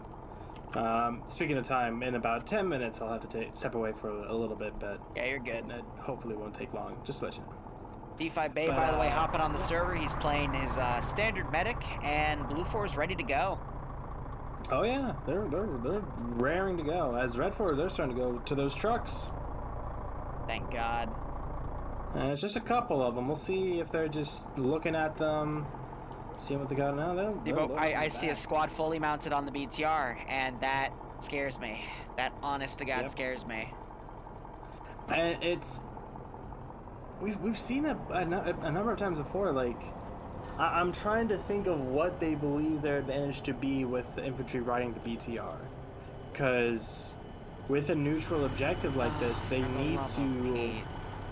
Yeah, I mean it's what we've been saying. They need to be fast. They need to have. Yeah, see now they're all rushing to the trucks. So they have a few people on the BTRs, like the Vincer's team. Although I think the Vincer might. No, they've got a full team / squad on each BTR. Yeah. I don't know, but it looks like most of them are taking the rest of the trucks. So, could be better, could be worse. I like how Op4, they also have one truck that's completely pulled up, ready to go. I could still see Op4 getting the first move advantage here, because Blue 4 doesn't have a direct road to get in, and the one that does have a few turns. Meanwhile, Op4 is literally a straight shot. Well, Blue 4, they're all going just straight southwest. They're going to go through the field. It's pretty flat. I'm not seeing any big ditches or anything. They got to dodge the hay bales, but that's about it. You also have to remember, being on even a dirt path, it does give you like a plus 10 kilometers an hour, and it's those extra seconds that can really save you on this. No doubt. I just don't think that it's going to be as big of a detriment to Blue 4 as I think that you think that it will be. But we'll just have to see, I think. At this point, Blue 4 is going to be a few seconds slower on the trenches, but they're going to have all their forces in. Op 4 is going to be a little late on getting their entire force in because those those BTRs are going to be slow. Their entire force, but I think that's actually a good point. We might see a repeat of what I saw a couple weeks ago when I think you were having server internet issues or something, but I saw a similar thing where Red 4 came in staggered, like an advanced force came in to try and was that the one where both sides had a tank and it was a two-sector control? No, it was different. This is the one with the river and the BTR and the 1117, and they took the crew of the 1117 hostage.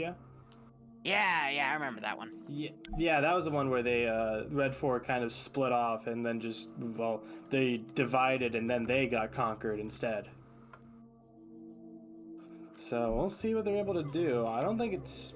I think between the two BTRs, that's 23 people or so, just ground troops. I don't know. We'll have to wait and see. All this posturing and all it boils down to is, like we've said before, that PvP. And it is interesting to see more of the even fights than the slight advantage to the attacking team between the neutral objective or the technology, like we were talking about the last round. It makes that PvP just that much more important. And it also gives it a little bit of a 39-month resub. I hope you keep enjoying the ops. Hope you are staying safe on COVID-19. I hope you get a nice kick out of this Friday night fight round. It's good. It's variety. 1 minute to go. I saw Mod Addict threw you another 28 subs or something your way. Something crazy. Yeah. Alright, I don't like where some of Op4's vehicles are facing, because all of them need a beeline to the road, but we've got... Why the BTRs... The BTR's gonna go into the forest to slow themselves down. I don't know why. We got JY's truck facing the other way. Meanwhile, Blue 4, they're all ready to go on the open field. Lined to up. Get right to that MSR. It's a pacer test. Wasn't that banned for child cruelty or something, which I thought was hilarious? What? Yeah, you didn't see that report come out? No, I didn't. Oh, Cardi now running up, but he might be left behind in a second because we're about to see them go. It's another 10 seconds. Right, well, so he quickly mounts into a truck. Just in time. Just in time for my mom to get home with groceries, so I'll be right back. I'm gonna keep my camera on a static shot of the trenches, so I can't believe I gotta miss this. All right, be right back. All right, so yep, all the Blue 4 Vics charging right to that MSR. Op 4 meanwhile has divided themselves a bit. Blue 4 ignoring that MSR, some are gonna charge through instead. Not the smartest idea. Boy, I'm also watching to see if anyone gets cut off here. But yeah, no, those 117s, if they can get to the trench line first and harass the trucks as they come in, that would be exceptional. So my eyes are on this lead BRDM. We got some Blue 4 forces going to Charlie right now. Op 4 is divided out, but their BTRs are completely out of position.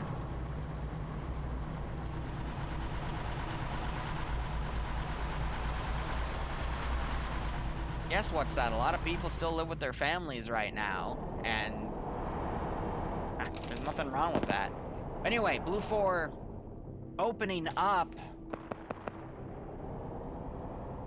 I don't know what they were shooting at there, though, but Op 4 have dismounted on the right side and started getting in. They drove into the trench lines here. That's pretty cute. And Blue 4 has set up a defense line on the obvious MSR. Op 4 has dismounted a little on the early side. But you're seeing these BTR-80s pulling over. Those are going to be prime targets for these 117s, but I think this 117 here is trying to align a shot on those BTRs, possibly. But because they're mounted with so many dudes, this is going to be so many free kills. If the 117 can mount a shot, the BTRs don't even know where that fire is coming from.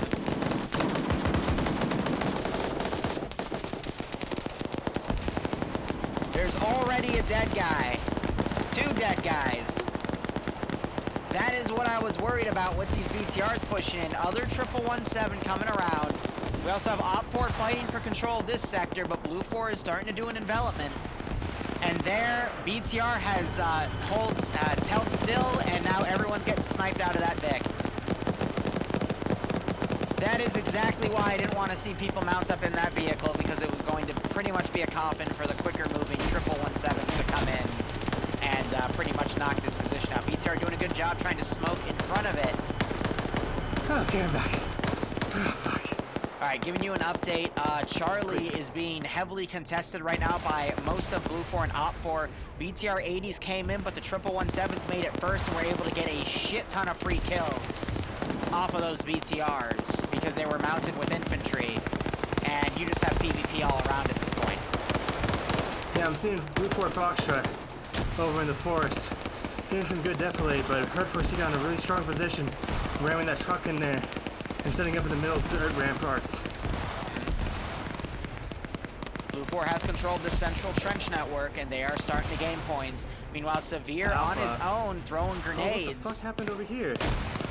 Gets a great grenade throw and kills 2 dudes with that single grenade.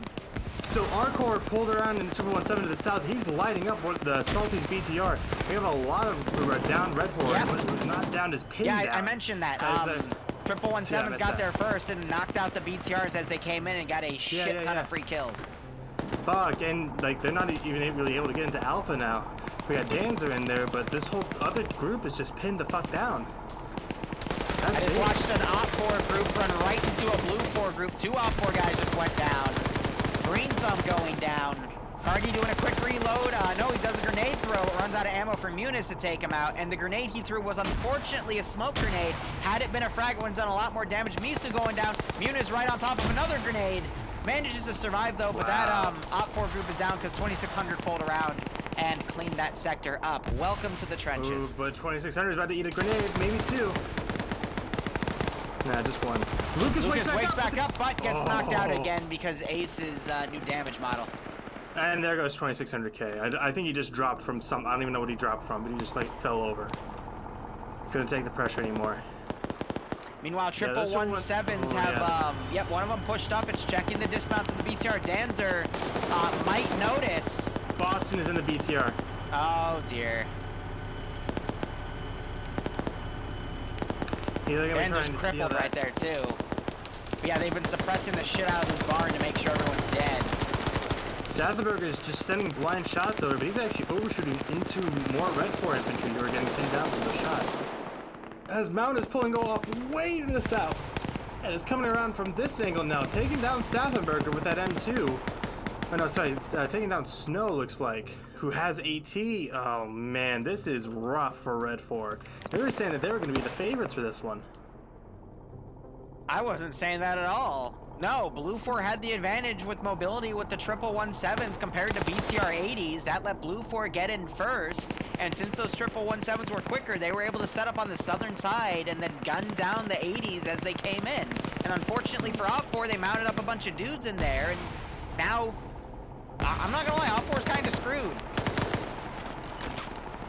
Yeah, already, like, they still haven't captured Alpha. Their attack at Charlie is now under attack from 3 different directions. You got Bronson and Tom in the middle, and 2 flanking forces from Finn, Iander, Rek, Logan, and then another group led by Muniz and Ash. Rounds over. It's flare like rounds this, they're doing. this Charlie group for Red 4 is getting picked apart slowly, and now they're four Sirius and Daniel. They're gonna run right into Scandi Recon over here. Yeah, they pick their heads over it, maybe. Yeah, no, this is gonna be a quick one. Red 4 finally capturing Alpha, so they're gonna get something on the board, but...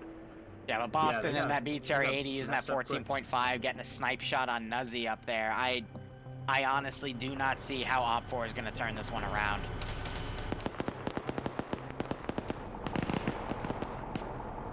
You have some Op4 guys on the southeastern side getting flanked by a Blue 4 Overwatch team. One Op4 guy is down, one is dead. 2 are dead, actually. And they're trying to pull back now. Forge waking back up, but he's also in the open right here. Galil trying to herd these guys out, but with that machine gun having a little bit of, you know, it has the high ground on him, and Op4 just doesn't really have anywhere to go, so Galil trying to fire some HE up there to force them back. We also just had an explosion happen on one of the Russian transport trucks. Husky, for some reason, is shooting at the BTR and the 117 with an AK or something. He's trying. He's trying, but he ain't trying hard enough. Other BTR is fully dead. All the guys, all the Op4 dudes in there have been smacked. AT going in, hitting the 117. It doesn't cook off though. That would have potentially blown up and caused significant damage to Boston's BTR as well. Arcor running in and taking cover real quick. Yeah, that's the disadvantage of staying still and maintaining a static overwatch position in a vehicle like that. It makes you an easy target. More return fire coming in on Husky's group over here. But it seems that the casualties have stemmed for now, but I'm with you. Galil now has gone down. Daniel and the rest of his team have been torn apart. I don't see Forge anymore. I think he's KIA. Yeah, he's probably... Yeah, I think I see his body. As Logan and Iander are now starting to pull around slowly. Taking this very methodically, which I think is definitely working their advantage. They're not going to try and push their advantage too quickly. Muniz and Ash's group, they've actually pulled back down the trench line. I guess they felt like they were getting pressured a bit too much, but... Yeah, just looking at the map, there's not much room for Alpha to maneuver around here. Boston and Arcor both hop in that BTR, and they're getting out of here as they lay bullets into a dead Russian on the back there. So I believe it's first team to 100 points wins. Every sector you have, you get a point every 5 seconds. It's either 5 or 15. Well, with the lead that Blue 4 had by capturing Bravo and contesting Alpha and Charlie, I think they're going to be fine. Still, wish we'd see the scoreboard for as spectators, but... Yeah. We did one time, but then they took it away. Don't they realize that we're important too? Excuse me. Nah, we're just commentators, man. We're the scum of the earth in this stuff. We just watch everyone kill each other. Yeah, we don't contribute anything, do we? So, Daniel, who was trying to bring Galil back up, he just got gunned down by the Overwatch team of Scandia Recon. They have to be on a few kills right now. Yeah, let's take a look. That's Flux, Nemesis. Flux with 6 kills with that machine gun, and they're all kind of scouting out for it. Oh, you also have Nemesis with the marksman rifle, but he's on no kills right now, and Azariah also on no kills. So they've basically just been a machine gun team with the marksman rifle and getting a shit ton of kills on Op4 as they've moved in. Well, they've done very well. We have Carlson and T5 Bay up here on the northwestern side. 2v2 with a Puba and Spudro. We'll see how well these FNF vets will be able to deal with the finish over here on Red 4. Pretty even fight, looks like. Just some rifleman versus rifleman. Yeah, this is going to be about plays. Sounds like Spudro or Apuva have a GL. All those Apuva's got skulls, that though, GP25, so they have a bit of an advantage. compared to Blue Force in skulls, winning which this they do have a specific good 2v2. handful We'll of see. skulls. Their commander is dead. Op 4's commander is still alive. Interesting. So one thing I want to point out, Op 4's commander is still alive, but Blue Force commander is dead. But at this rate, I mean, just with the sheer amount of guys Blue 4 has, it's going to be not impossible, but incredibly difficult for Op 4 to take this. And it's really going to come down to Charlie. If Op 4 is able to get Charlie to be controlled for even a few minutes, that could help them start racking up more points. But right now, we're also seeing the remaining Blue 4 117 pushing up behind the line of the Op 4 group to the far northwest. I'm not seeing any AT on Op 4. No, I see Stottenberg pulling an an RPG 36 out. That's a 26. Yeah. You're right.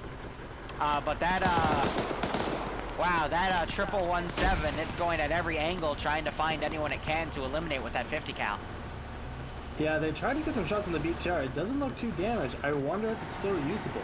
It looks pretty clean, so... Yeah, it's been having the... it had the driver and gunner shot out, but otherwise the damage to it was only superficial. Yeah, and here comes Boston now coming to assist, as they're just trying to lock this whole sector down. Op 4 has taken control of Charlie. Really now, that's a game changer. If they can hold that for a few minutes and then keep control of Alpha, as long as they get their points above, there's still a chance here, but they're going to have to hold Charlie and Alpha for as long as they can. Flux now in the trenches with that 240 Bravo on 6 kills, going to come up against Lusod down at the other end of this trench. He's just slow walking, keeping that barrel towards the enemy at all times, ready for anything. This grass inside the trench actually makes it pretty hard. If there's AI in here... Stottenberg just knocked out the 117, but this Op 4 group doesn't have any more AT to deal with the BTR 80. Mountain and Legs pulling out and quickly suppressing. Mountain going down. Boston's trying to pull up to pick his dudes up. Secondary is keeping Mountain down as Legs is trying to get out of there. He's crippled. Return fire on Husky. Legs goes down from... That was from Dread, or from Fuss and Danes earlier. Yep. And so Boston and Mark are going to leave Legs and Mountain in the field. They can't do much for him. They're not going to hop out with this kind of fire on them. Can't really blame them. By the way, I've been eyeing on the Charlie position. Bronson was right next to Jonathan and another Op 4 guy, and he finally went over the dirt wall, and he took out one of them, but Johnson woke back up, and he might now try to come over that dirt wall, but by eliminating those two guys, that sector has now been lost to Op 4. Meanwhile, Fred has pushed his vehicle up. Nemesis is still up here. He throws a grenade, landing right over where Waffle's walking. Literally right on top of Waffle. He's still alive, though. And we might see Nemesis try to push in some magic here. Shibe's pushing him. I don't know if you heard some kind of voice comm or what, but he's hot on Nemesis' trail. As Nemesis trying to get some clean shots with that marksman rifle. Get some shots on Fred. Couple hits. No real effect. And Shibe's going to be looking right at him. Playing a dangerous game, poking heads over as Waffle Fox tries to suppress. Fastbeard also coming up. He could potentially come up and open up a new angle here. Yeah, he's gonna have to be quick though, because now Nate's going over towards Nemesis. Shibe working around that side on that rock face. Nemesis usually plays these very aggressive, which leaves him open to being flanked. But normally in FNF, you see a lot of people, when they do flanks like what Shibe's trying to do, they're very cautious and they're also very quick to pull back, which is exactly what Shibe is going for. Iander and Finn now looks like they're trying to support Nemesis up on the hill. I saw some shots going up and towards Shibe. So some good. And then just farther to the west, Warlord just pushed up on a group of Blue 4 and took them all out except for Sideways. And then Navy pushed up on one of the broken broken Altus building wrecks and was able to knock out the machine gunner, Warlords. Nice. So it's up to Pluto to stay in that sector. He's the only one holding it at this point. But also Blue 4 wrestled control out of Alpha from Op 4. Yeah, T5 Bay and Carlson won their fight with some additional help from Sail. Looks like Spudro fell back as well as Dead, and they're trying to somehow deal with this BTR with Boston in it and figure out some kind of solution, but I don't know if they have one.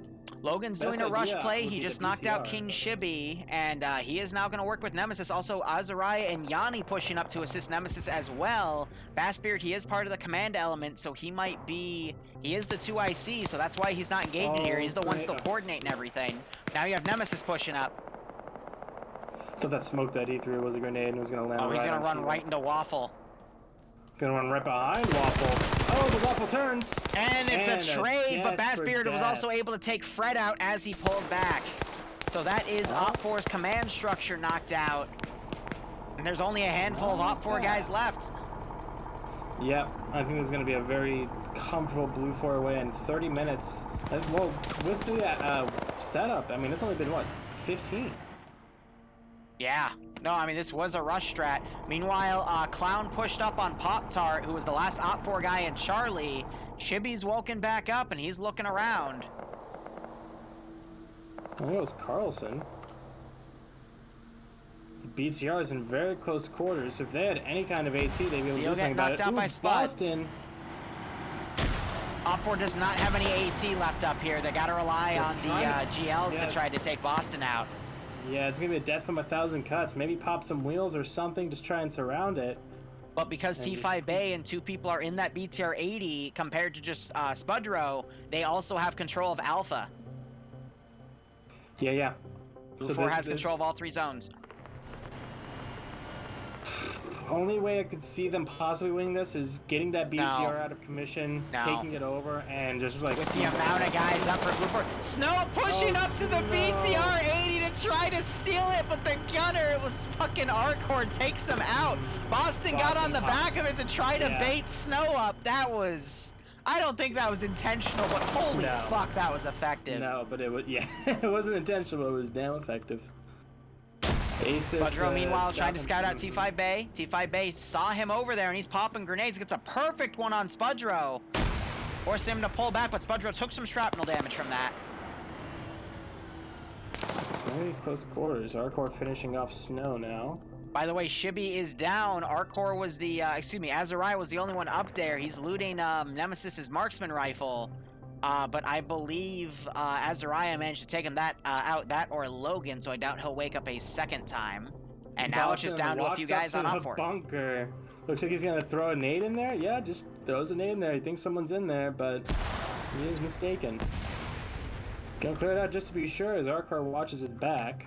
It's dead T5 Bay. At least they're being smart with this, but... T5 Bay, by the way, is dead. Spudro, I believe, got the kill. He's on 3. That's very rare to see someone get a drop on T5 Bay, but he was able to pull it off, which is excellent. Very impressive. Sathenberger's crawling up trying to link up with Spudro as Asus is... Asus has AT! He has AT? Where'd he get that from? Okay, so... Here's the thing. This is not a guaranteed shot. We've seen plenty of AT misses. The tube is open on the back, though. Doesn't mean that's a used tube? Yeah, I'm pretty sure that's used. Yeah, that's the used one they used to take out the 1117 from earlier. He picked it up thinking it was a live one. This thing's pretty light, but I think I should be able to take it out with this thing. It has fucking capitalized letters used next to it when you pick it up. Oh, that's gotta suck. Yeah, he's looking over there. He's aiming kind of left, actually. Yep, and he realizes. He puts it away, realizing that's empty. It's like, oh, well. Spudro's gets taken down as... Ooh, Asus. Oh, Stalingrad here crawling. I always call him that. Boston doesn't hear him, though. Boston double tapping T5 Bay for his failure. Boston getting jumped on with the 762 of Arcor from the BTR trying to get the hit. How does no one go down? That is some crazy fucking body armor there. And there he goes. Back out.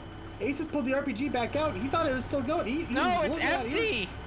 He pulled it back out and put it away again. He wanted to get as close as possible to Last man standing. guarantee a hit, but he's checking his inventory. He just dropped it, realized that was a used tube. did I leave the rocket back there? Like, where? Fool! He forgot to load the rocket. That's because it doesn't know where it is. Because it's a rocket and not a missile. Right, and the missile always knows where it is, Barbarian. Do you know why? Because it knows where it isn't. Exactly. So that missile is somewhere in the sky right now. Will it be helpful today? I doubt it. So Azus decides to charge the VTR-80. He's gonna try and get in it, but he's gonna be like, did he try and talk to the person in it? Because Arco turns around. Arco turned the gun. There's no way it would have heard Azuz's footsteps. No. I think he's just mocking him. Come out, you big baby. Yeah, that's probably what he's saying. Because like, Jesus, that's just crazy. Oh, Azus turns the engine off. He's now moving that turret around. He's trying to listen for Azuz's footsteps. That's why.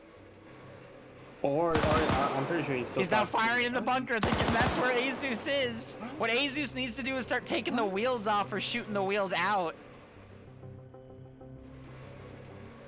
Oh, and here comes Luce coming back. And he's just out in the open. He's gonna get popped in the side of the head. His last man, Snow's blood out. Luce is looking at the bunker! They're going, yeah, because they're coordinating with him, so they think he's in the bunker. And Aces spots him. And what's he gonna do? Clean shot. Gets a headshot on him! And here comes Boston now. He thinks he's in the bunker too. No, wait, he's looking. He's looking at the pizza. Nope, he didn't spot him. This is ridiculous. Russian technology. Yes. This was the real threat all along. The Russian hackers. So Boston now crouching. Azus didn't see him. He's gonna hear that grenade get thrown. Oh, Boston is caught in the void. But Azus not poking his head out. Hold up. Boston we just saw Boston go in. Oh, and here comes Nielsen. Are you kidding me? They're gonna catch him.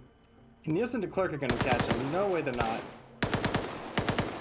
And Arcor's like, where are these shots going? And then he spots him, and there's Azus. How did Azus forget that there was a gunner in the BTR-80? What the fuck? Well, he didn't fire for so long. He thought he went to sleep. And that's gonna be all of Op 4. How do you forget about the BTR-80 gunner? Well, when it doesn't shoot for a while, when the engine turns off, I mean... Is it just Skyrim? Oh, I guess it was just my imagination. Fucking Arcor just crouched in the BTR. Gotta get back to my post. I get it. Fuck. What was that? And there we go. Op 4 level, G fucking G, quick round 2, and I missed half of it because I had a fucking help with groceries. God damn. So I would say the nail in the coffin there was kind of determined from the beginning when Op 4 decided to mount up a lot of its guys in those BTRs. That made it lose the numbers advantage early on because they were fighting against 117s. 117s mowed the fuck down out of a lot of the BTR infantry, and I'll definitely agree with you as far as the BTR or BRDMs over the BTRs as far as a real mirror match. Because yeah, otherwise the speed of the 117s outclasses any advantage that BTR has. Oh. Alright, is Bassbit here? Just, okay, break. Fred, go ahead. Bassbit, good sir. We engaged in I say we engaged. You slaughtered me. Good game. Good game, Bassbit. Break. Azus, you should have just stayed at the tank, man. No, I don't know. Ace is just creeping around the enemy BTR and no one noticing him. Now the good news. Me and Liru watched that. The true king of getting murdered is Dingo. I was full sprint to the objective, whipped out my machine gun, and shield shot him before he could kill me. That was a bloodbath for Op 4.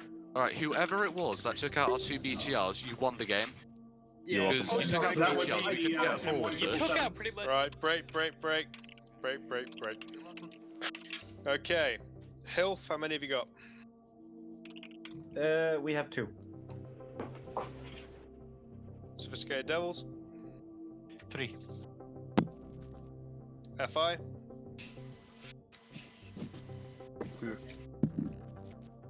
Scandi. 7. FK. 4. Is that 3 and 1 broken soul? 1 RW.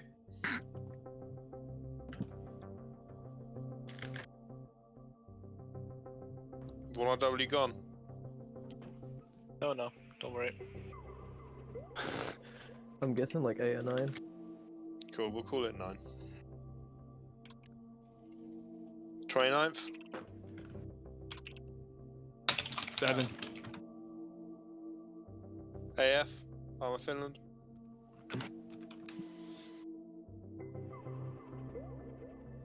Anyone from Armour Finland here? Okay, TSB. 6. Excuse me, did you? Tau. 11. Should be 10 or 11. 10 or 11. One guy's coming 11. AA. We have 5 with the addition of TK. Excuse me, did you? Okay. No, you're further down. Zeus community. All right, commands are updated.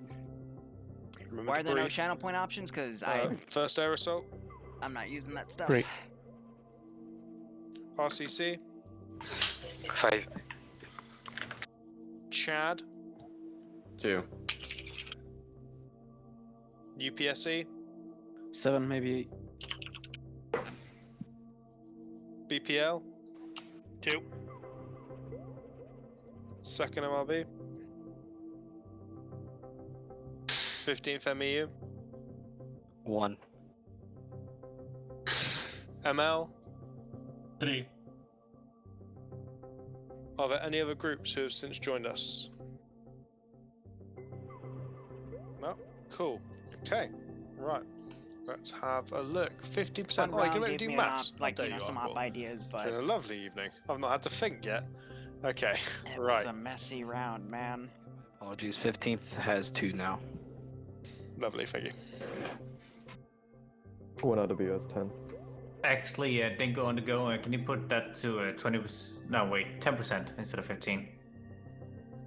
Roger. Okay. Right. So the last one to run that was FK and AA.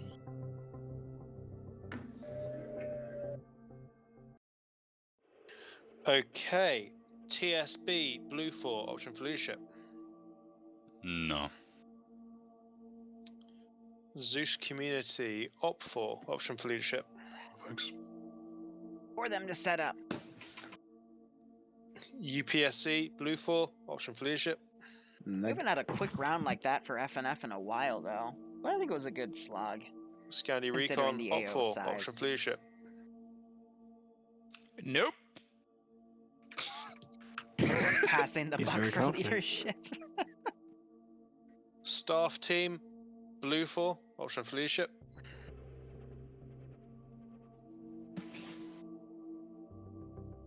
Okay. Sophisticated Devils Op 4 option for leadership. Yeah, why not? Thank you. See that? Stepping up to the plate. 29th. Blue 4 option for leadership. We will decline leadership. Health Op 4. FI Op 4. Scandi, what team have I put you guys on? Op 4. Op 4. Cool, thank you.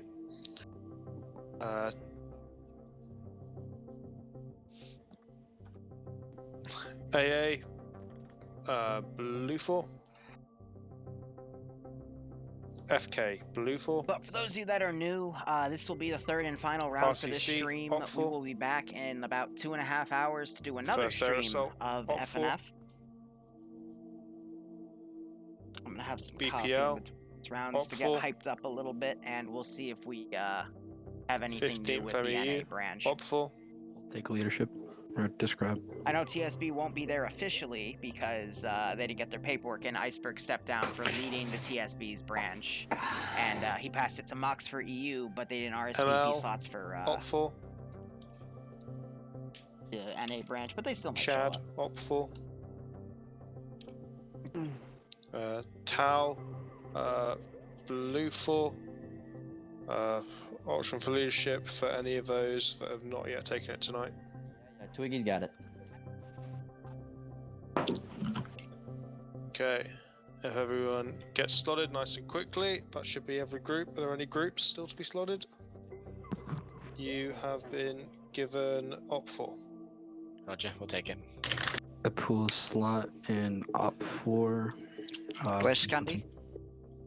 Scandi is Op4. Oh no. Yes. Oh no. Oh yeah! W take Echo, please. Break. Like I said, Scandia Recon Is there any group still to be slotted? Centaur. I know. Yes, I know. I said groups. We'll get to individuals in a second. Okay, right. I will now run through the numbers, and anyone who is uncolored, I will presume you to be Centaur, and we should now slot you all in.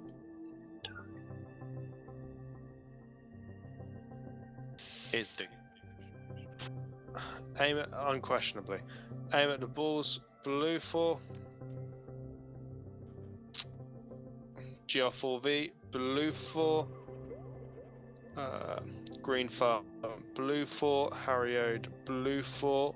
Misu. Blue 4. Navy. Op 4. Pop Tart from Pluto. Op 4. Gorskieski. Blue 4. Wiki. Blue 4.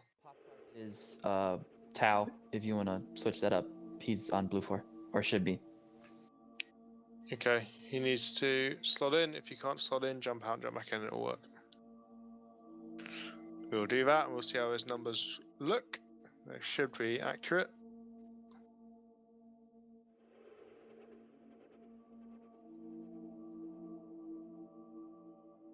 I don't want to slate your maths, but it's a not for advantage, isn't it? Yep, I got that wrong. Right, let's get all of Centaur on Op 4, please. Orphan's squad leader.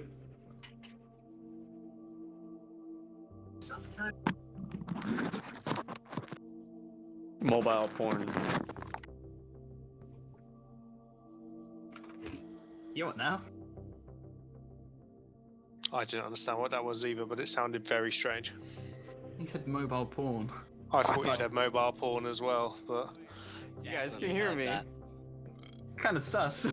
That's my That's very sus when you're in a room with 100. You're in a chat with 103 other men and you're there chatting about mobile porn whilst we're all trying to play a game. What's wrong with that? You should join my What's wrong with that is that there could be people underage in here, and that's an inappropriate conversation to be having. There are people watching these streams. Debbie? Yeah, let's go shoot people in the face. 2020, we all have cell phones and internet. We will keep this all quiet, but yeah. I'm trying to get on track, but everyone keeps talking about inappropriate things.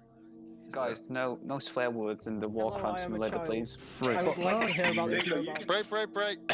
All of you, shut up. I'm gonna need to get a group to jump across to Op 4. How many do we need for a 10%? So that's 4.7. Oh, actually, it is currently 10%. 15th mule volunteer to go over. You got Skyner Regan off for it, so it's fine. Yeah, it is actually already. Well, now it's.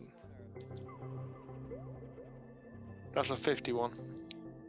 10% of 48 is 4.8, and it's hard to get. Well, that's 5 people, I suppose, and it's currently 3 people. So by the time it's one person jumps across, but there is no individual players over there, so it makes sense to leave it as it is. Scandi Recon is on Op 4, so let's be honest. Okay, let's. Twig King, you got 1 minute. Company looks good. Indigo, look it over to see if you have any issues. Second platoon needs a leader. I don't know if anybody, the sergeant, Fred, if you want to take it, that would be great. Someone has to be American now. Foxtrot looks good. Golf looks good. I'm good. Indigo, if you are good. Boston needs a gunner. Take that as Top yes. 4 is supposed to have a slight numbers advantage. Is that a we 48? can figure that out later. 49, so Okay, they're got a guy negating for the Kumbaya, numbers perfect. advantage here. Okay, is he happy? Because a 10% Yes, sir. numbers advantage should be, with 100 players, or 50v50, it would be an extra 5. Mirror. You have a minute. As I said, it went from 15 to 10. I need people but to fill up the BTR roles. Guess I'm gonna make it Currently, even instead. BTR Golf 1 does not have a driver, and Golf itself only has Misu in it right now. Mirror. Yeah, but there needs to be at least 2 people in a vehicle. So Misu needs a second person if someone can jump in that.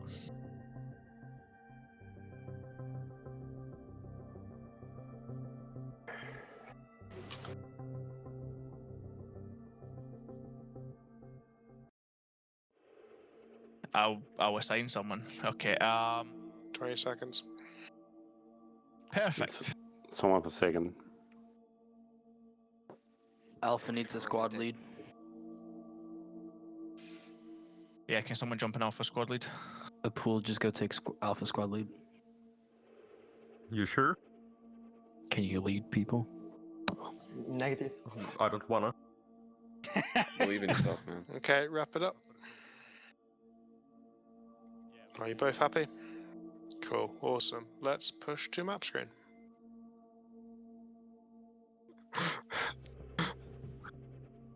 Thank you everybody for coming along tonight. It's fantastic to see the server's been running well. We're actually going to get to do the third mission. Thank you everyone for your patience over the last few weeks. We've put an awful lot of time into trying to work out what's wrong and fix things. My apologies for that, but it has been so disruptive the last few weeks, but I'm glad that it's run well tonight. So thank you for your continued support. And my apologies for all of those not being able to get full games in previous weeks.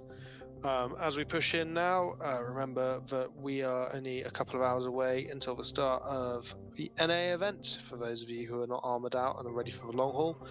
After this ends, DTAS will go back up for those willing to just completely smash in the hours. Thank you everyone for coming, and yeah, let's get ready for our last briefing, who is from Arcor, I believe. Can you just apologize for something? 2 weapon caches, straightforward. Any questions? Questions from Blueform? Cache defense. No, not that I can see. Questions from Hotful?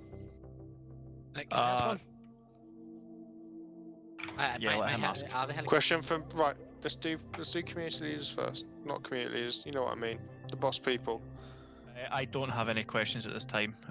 Let him ask his question. Okay, and Pierce, what do you want?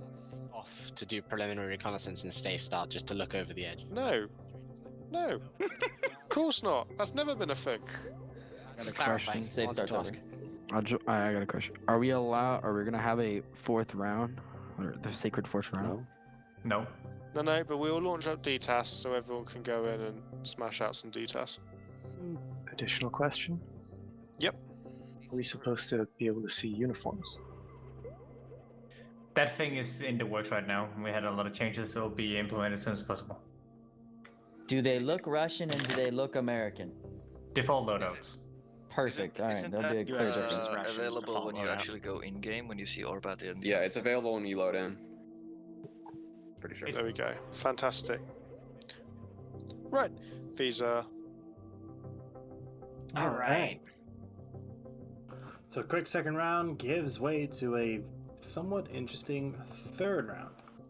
A bit more normal than the last couple of rounds. Ooh, very pretty sunset. It is a nice lighting, yeah. Saw that right off the bat, too. Let's see. So Red Forest got a pretty wide starting area to work with as far as staging.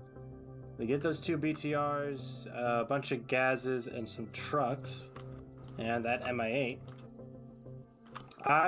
Just off the bat, real quick, I would love to see them. I don't think you can't draw on these maps, that's right. But down south, the road going through the woods. Going through the woods and then heading west, going to Jastorf Ose, the little lake over there, and kind of trying to use the low ground to push. Oh, that is actually a very shallow shore. But I would love to see, kind of using the terrain a lot is kind of what I'm looking for, at least. What about you? What are your first quick impressions? So the water, it's not that deep. Looking at these two AOs, this is going to be our standard Russian versus America sort of thing. Either side would be a great way to get into this AO. If Blue 4 can, however, push out and prevent the obvious forested routes for Op4 to come in, they could easily catch Op4 to go in a open route area, and that could be very, very nasty. This is Roche, Germany, so a lot of these buildings are going to be enterable. So if Blue 4 deems it necessary, they can push out of their boundaries a bit, garrison in certain buildings, risking spreading themselves thin. But I think in this case, if they can figure out where Op4's attack waves are going to come from after they spot where Op4 is coming in, then they can, make the attacks nullified by, just putting more guys up on those flanks. However, looking at the northeastern forested area, I could easily see Op4 just doing a vehicle charge around, getting in those forests and pushing in right on top of that northern cache. The southern one, it doesn't have those forests, so Op4's got to get a little bit closer for comfort. But I think the mission maker anticipated something like that, because Op4 does have 4 armored gazes. And those can basically tank quite a lot of hits. Not AT though, but the glass for the windows is bulletproof. So it would have to be mag dumped by like a 240 Bravo or any 7.62 based weapon. That's what I was wanting to touch on, because the M113s that Blue 4 has those 240s.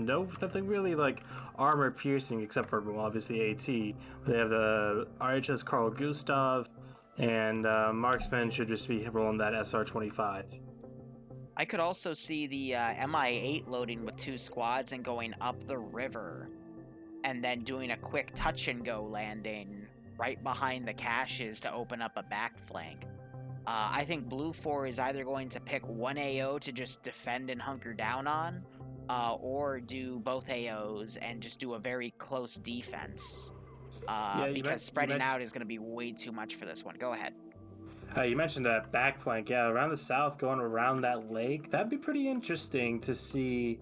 I feel like the distance they'd have to travel depends on how much noise there is. I don't think that's going to be too big of an issue for this round, though, because it's a standard 50-minute round. The AOs are relatively close together. They're within a click of each other. I could see Op4 easily, if they just commit their forces to a single unified flank attack from the south, they could easily just, start from the south and go north, or start in the north and go south. But there is room, again, with that MI-8 to deploy some squads on the back line and try to make a pincer move. But I think it's going to be very vital for Op4 this round to get the MI-8 to do a few circles, then potentially pick up some infantry and land them to try to scout out where Blue 4's positions are. Or they'll do the landing first and then scout things out and then have the infantry move on those positions themselves. Yeah, I'm looking real quick. I want to see... No, I'm not seeing any AA, just Carl Gustavs and M72s for Blue 4, so they're going to need to get a lucky shot on the pilot, or maybe an AT shot or something if it takes a low pass. It is important to note that Blue 4 does not have any higher calibers than 7.62. There's no 50 counts on the field. So if Op4 plays that MI-8 effectively, similar to what we were seeing with the Huey in the first round for the attacking faction, I forget which one it was, but if they play that with if they play the MI-8 just like that Huey was, they'll be able to A, get some good scouting data, and B, be able to fire down on Blue 4 positions, and if not harass, then at least distract them from a main Op4 force coming in. It looks like it's starting to get darker. The sunset isn't quite as vibrant and bright in the sky, so we might sun be is setting in the west. A bit of a dusk. might go to, yeah, a bit of a dark op, but I doubt it's going to get too dark because I'm not seeing night vision on any of the blue 4 guys right now. No, nor on the red 4. No flashlights either, which means they would have to use the headlights on their vehicles, if nothing else. So that'd be an interesting little addition to this last mission. But we'll wait and see. I would love to see Blue 4 use its 240 Bravos as counterattack vehicles to Op 4's main push. Op 4, their biggest goal is going to be to get some sort of boots on the ground in either AO, but once they do, there's a lot of opportunity for them to move AO to AO, and Blue 4 is not going to be able to cover that. This is about a 50v50 person round. There was supposed to be a numbers advantage on Op 4, but the last numbers I saw, it was 51 Blue 4 to 49 Op 4. No, actually, I flipped those. 51 Op 4 to 49 Blue 4, so still pretty even on these matches. I think that they pushed it a little bit more into Op 4's favor, but but it wasn't much. It was like 15%. But I could see Blue 4, in order to nullify Op 4's advance, I would send one of those 240 Bravo 113s up in the northern part of the AO to try to stop Op 4's push there. I would send the other one to the south and try to stop that push there. Actually, based on the forest, I would send 2 of the 113s down to the south because there's a lot of ground to cover. One you would use to watch the riverway crossing and the other one to watch the big forest chunk. But if Blue 4 again can stop Op 4 from getting a foothold, or at least intercepts Op 4's main convoy coming in, it could be really, really significant for Blue 4. The only issue with that is going to be that the BTR-80s can easily penetrate into those 113s, but the 240 Bravo 7.62 guns on the 113s are not going to be able to penetrate the BTR-80s unless they get very specific angles. So either way, we could see either side taking a risk versus reward status here. But Op 4, I mean, once they get their foot in the door, it's going to be a lot easier for them. But if Blue 4 can stop them from even getting that foothold, Blue 4 would be a lot more likely to win this fight. Now, because of the 2 caches are close together, I don't think we're going to see this round end to time. I think it's either going to be a stomp out from either side, or it's just going to be one of those, the first fight turns the rest into a bit of a dragging your feet match. But eventually you're going to see, you know, one side get the upper hand and maintain that upper hand throughout the operation. And we'll just have to see who's on what team and who goes down and who's where. But, I mean, that's the fancy way of seeing it's going to come down to the PvP. Right, and you mentioned earlier the distance between the 2 AOs being relatively small. I think it's actually a decent distance between the 2 to the point where it would legitimately separate them, like treat them as separate, because I don't think any meaningful QRF will be able to move from one objective to the other. Okay, So my looks like point they're of it, setting a lot though, down there. Go ahead. is that Op 4 to get into either AO has to go through a lot of open ground. There's no forest route they can take directly in. At some point, there is a massive open area that Op 4 has to cross to get to some sort of cover or concealment to then push into the AO. But between the 2 ammo cache AOs themselves, you can see there's a shit ton of forest with only small patches of open ground that Op 4 would have to go through. So that's why I'm saying, once Op 4 gets their foot in the door here, Blue 4 is going to have a much tougher time of repelling it. I see what you mean. Yeah. So, and they're actually sending a lot of them down south. I think looks like Foxtrot is sticking up here in the north, but most of the trucks went down south. 3B, sorry, not BBs, M113s are still kind of rolling about. But with 5 minutes to go, sun is completely gone and that moon is starting to come out. So we're definitely going to get into some night fighting. Street lights starting to turn on. Yeah, they're going to need to use This these is trucks. Germany, not Britain. What? You're making a knife fight. Okay, never mind. Anyway, I will also say, No, you're right. You know, Okay, I'll Foxtrot take it. has. So Foxtrot, as you said, coming up to the north. We're probably going to see a similar strategy again to what we saw in the first round. where the defending faction had 3 caches to defend, but only opted to defend 2, one with the majority of their forces and one with a very minor force. We'll have to see how that goes. Barb, I will BRB 1 sec. I'm gonna just quickly run to do something. Alright, don't hurt yourself. Don't get lost. You can't even hear me. So, yeah, I guess I'll carry the stream like I always do. 4 minutes ago now, by my watch. Yep, there we are, 4 minutes. Red Force still trying to get their plan going. Hopefully they learn from the last one and they go in mainly the Gazes or the trucks. Looks like they're getting a full squad into that MI8. Gonna be manning all the guns and keeping those benches warm. And they're gonna have to be careful about that, because if they play that wrong, that's gonna be a significant chunk of people dead. So they have 9 plus Pearson there. So probably 2 crew, pilot, co-pilot, and front and rear guns. So that's 4. So 10 minus 4, there's 6 infantry in there right now. Yeah, I think the most interesting thing about this match is going to be the potential night fight. Yeah, he heard night fight and thought it was a knife fight. So, yeah, once it gets dark, it's going to be a lot tougher, I think, more for the attacking team than the defending team.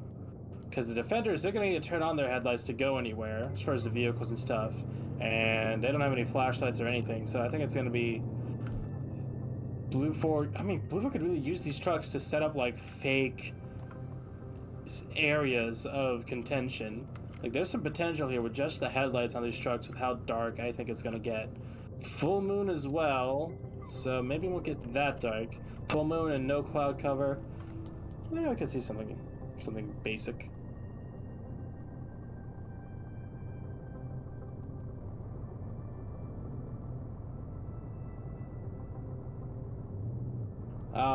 I'm gonna do Larry a solid and say you can all check out Nemesis' stream. He's on the ground now. If you type !multi, you can find his stream. Apparently he's doing some kind of giveaway after the 3rd round, so watch out for that. But 2 minutes to go.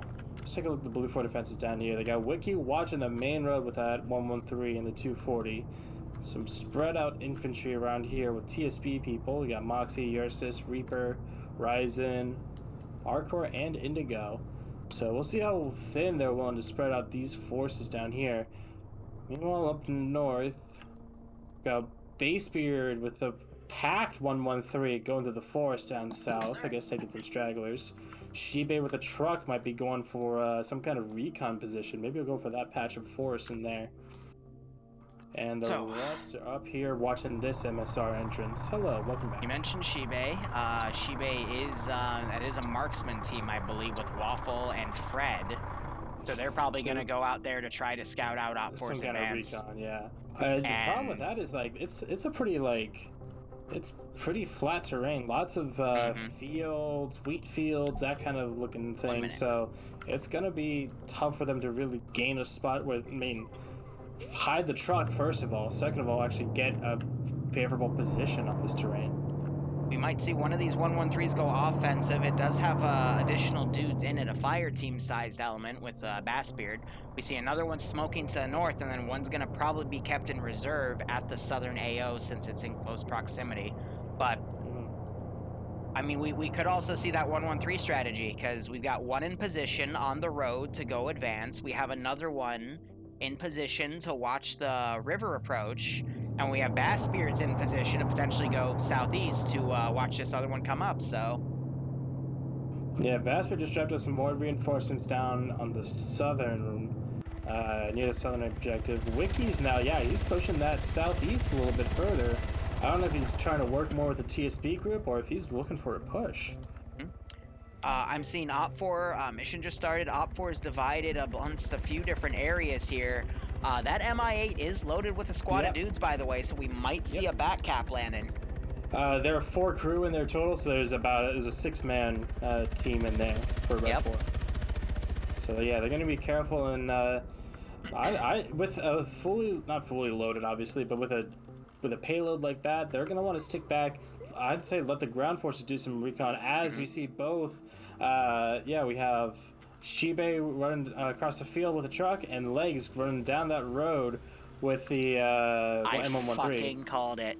I want you to go to map screen, look at the question marks moving, because those are all 113s. I don't mean to sound like an asshole, but I fucking called it. Yeah, you absolutely called. No, I'll give that one to you. They are pushing very hard, but they're gonna. Well, I think they'd be in a pickle, but like, one of the two BTRs are kind of hanging in the back. Those 240s. I mean, we saw who was it? One of the 113s just fired off a bunch of smoke rounds. Yeah, I looked for that explosion too. I thought something got armored there for a second. When I turned around and saw the same smoke, I'm like, no, they're just fucking around with the smoke like the previous round. So, okay, so up north we have Lakes. He spotted that MI8. He's charging right towards it. It's got its fucking collision lights on as it's coming in for some kind of landing to the north of the north objective. Issue is that 113 is not going to be able to leave the out of bounds area, but that helicopter is going to be able to. But the helicopter breaks south. Yeah, and it needs to land inside the area, or else the people inside are gonna die. Iander can attest. Southern 113 charging up to a gas here. 113 is not going to hear that gas though. MI8's starting to land now. It came in just inside the border, and the 113 is. Oh god, Iander is getting out the MAT team weapon. 113 is pulling off though. They did not spot those gases because they can't hear them over their own engine. And then 113 is pushing to where the chopper is. That chopper audio as it pulls away, that infantry team's gonna hear him. Yeah, it's gonna hear that 113. They're gonna hear it now. He's gotta look left. The MI8's right above him, and he's going behind the infantry. But he doesn't see where they are. So 113's great strategy. They've been right on top of Op 4 positions, but they have not seen the Op 4 deployment. And now you have the Northern 113 trying to take out the helicopter. It is close enough. But this squad of infantry that just let off, there's gotta be some AT in there. I was looking around, I did not find any. No way, none of these guys have anything. I stand corrected. Daniel, he has the RPG-32. We had that out, but he is deciding not to use it. But that 113 might come in closer. Yeah, if it comes in close, then he should use it. But that's gonna be about all that they need. Oh, this is the perfect range. If Daniel would poke his head out right now, he's going for it. And it stops. Oh, he stops. Take the shot, Daniel. This is the best shot you're gonna get. And there's the hit. And it kills both of them. Yeah, Mountain's Mountain. still... No. Mountain gets ejected. And he's getting double tapped immediately. Yep. Oh, the ramp! Oh, fuck me. Despite a catastrophic failure, the hydraulics still work, and they give us one last funny before Mountain takes a fucking bullet to the brain and fucking dies. So Blue 4, I will say, has had... honestly, great strategy. I love how the central 113 is smoking the area to try to do distraction here, but unfortunately, they weren't able to detect the helicopter landing troops, and that's what caught that 113 completely off guard, and unfortunately was taken out. But good strategy on Blue 4 trying to stop the Op 4 advances here. Yeah, it was a good attempt. I kept following the 113 while you were calling the stuff down south. It didn't see the MI8 landing infantry because of the trees. Yes, Larry. Yes, because they're locked to that first-person perspective. It didn't see them. I forgot to mention Nemesis is doing a giveaway. It didn't see the helicopter land and take off. It just kept following the noise. And the gunner, I don't think he was looking up with that free look. He kept looking around for infantry when the infantry was hiding, and then when he saw the helicopter and opened up on it, they left themselves open for the infantry to hit them with a fucking rocket. And Daniel now looks like he's taking that RT-1523, the long-range radio for Blue 4. He's gonna be listening in, because that doesn't look like an MR3000 to me. So by the way, T5 Bay was on Blue 4. He fell off of a building and is now unconscious.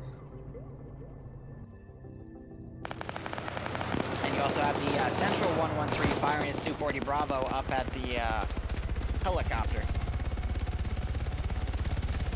Now, Barb, I will also say this. When this round ends, Nemesis is going to do a giveaway, so I'm going to have Larry in my chat rate him. If you want to rate him too, that would be great. Yeah, I already mentioned to your stream, but I'll do a raid as well. Sure. Gotcha. And then I'm gonna use the lull we have here. I'm thinking about doing something stupid. So let me give you the scenario. I mean, I got some time if you want to, but okay. So here's the deal. Total Wine and More. It's a branch chain of alcohol sales in the United States. Virginia, unfortunately, has laws that implicate Total Wine, so they can't. As I say that, we see Boston engaging some of the OPFOR units advancing. I'll continue the story when the firefight ends. But yeah, no, he's on top of the. Yeah, it's Boston and Wiki's 1-3. Boston was on top. Now Wiki's getting on that 240 Bravo and firing, but they are taking a lot of return fire right now. Also, by the way, if you go to white thermal mode and you watch, the tracers are also white for the bullet tracing effect, and it looks really fucking cool. You say as there's no gunfire being exchanged. Yeah, as the so gunfire ends. Just feel free to toggle to it to check. But as I was saying, I have a tradition that I started a few years ago to get a specific type of mead that's only available from in Maryland. It's called medieval mead, which I normally get from the Renaissance Fair, but because it's not happening this year because of COVID, I gotta go get my fix. So I always get like 10 to 15 bottles to last me through the year because it's only available for a few months. So I'm thinking, what if I put a D goal up, because it's about $15 a bottle, and we'll start playing Friday Night Fight Bingo every week, and I can have we can have the bingo sheet up, and every time something happens, we take a shot of something. Yeah, if you want to do mead, I mean, I've been starting to get into some wine. Yeah. Yeah, it's turned into a wine snob. It's a little cheaper, it's a little bit nicer, doesn't get you as drunk as whiskey. A little more bougie. But then again, Wasper also came into my stream as well. Like, he... Your mic cut out. Barb, my stream, you mentioned... Yes, hello? There hello? You go. Check, check? Yep, you're All good. Right, fucking hell. Yeah, Wasper, like, he is talking about it, and, like, as he talked about it, he got an email for the place that he uses to send me liquor. Mm-hmm. Like, really rare, like, whiskey that hasn't come out in years because they had a fire at their factory. Like, they just got some back in stock, and I'm like, ooh, that'd be a very nice little gift.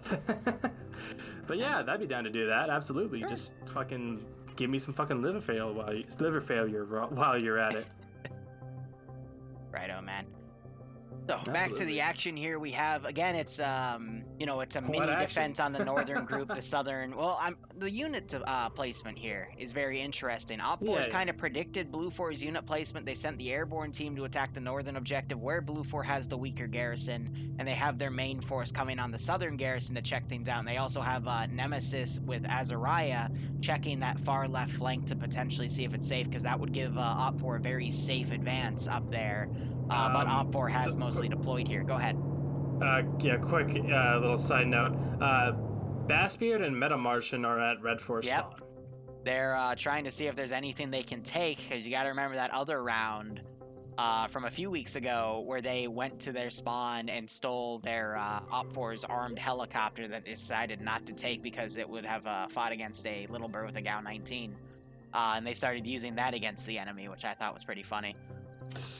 I don't remember that, jeez. But yeah, it looks like they're looking for something to use, and let's see if they try and take one of the trucks back, but other than that, there's nothing here for them. If they had some gases, that'd be interesting. But here comes that helicopter coming around, actually. Let's see how close they get to that. But yeah, just a very short fight. We had that first little bit of excitement with the 113 and the MI8 drop-off team, but now that 6-man team, they're just kind of very slowly working their way through the forest, waiting for the signal from the southern force. And yeah, I don't know if the 6-man team and the helicopter will be enough. We got 1, 2, 3, 4, 5, 6, 7, 8, 9, 10, plus potentially a 113 if it comes back, plus potentially Waffle Fox out there in the field, hiding in a bush. I believe he's a marksman. Yes, he is. He's got that MOS scope, and it's starting to get just darker and darker. Mm-hmm. Starting to see some stars peek out, and We have a full moon going up though, so it's not going to get too dark, but enough for players to have to possibly think twice about the little silhouettes they see. Yeah, full moon and no cloud cover means it won't really be that bad. Plenty of street lights in the two towns where the objectives are. I watched Ford get decked in the while first you were round, gone, I was thinking like there could be some pretty interesting tactics used, but the trucks on both sides with the headlights, because the attackers, they need the headlights to push up in the vehicles, or else they're not going to see shit. Less so than usual, you know what I mean? So to have them force those headlights on, Blue 4 could probably set up some fake like outposts. UA is engaging some Blue 4 units in the southern objective. It is important that you actually it's not important, it's interesting that you mentioned that, because looks like T5 Bay is dead. No, I don't see the body. Never mind. He got back up. There was some medical brought to him, which is funny. But with the helicopter flying around, Blue 4 is not going to be able to put any guys on rooftops, because that they would easily contrast with the orange buildings. So they don't have that working for them, so they're a little limited in their eyes, forced to windows here. But we still have that Huey firing down at whatever it sees, MI8 firing down at whatever it sees. And I'm not sure if it's going to spot this 113 moving up. But it's, again, watching the riverway to make sure there isn't an Op4 push in that direction. Wiki's pushing around with that 113. Haas is out there on his own playing Lone Wolf. I think he was with Nemesis, and Nemesis is reconning this route out. So honestly, Op4 should remount, push to Azariah and the Nemesis around the waterway, because that is a completely open flank. I feel now it's a bit too late, because that BTR over there, that's about the edge of the play zone.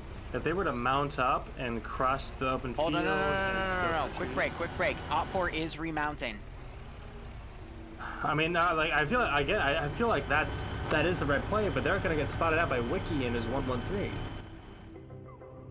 I really not if they do a wide enough flank. I don't think they'll get spotted by the 113.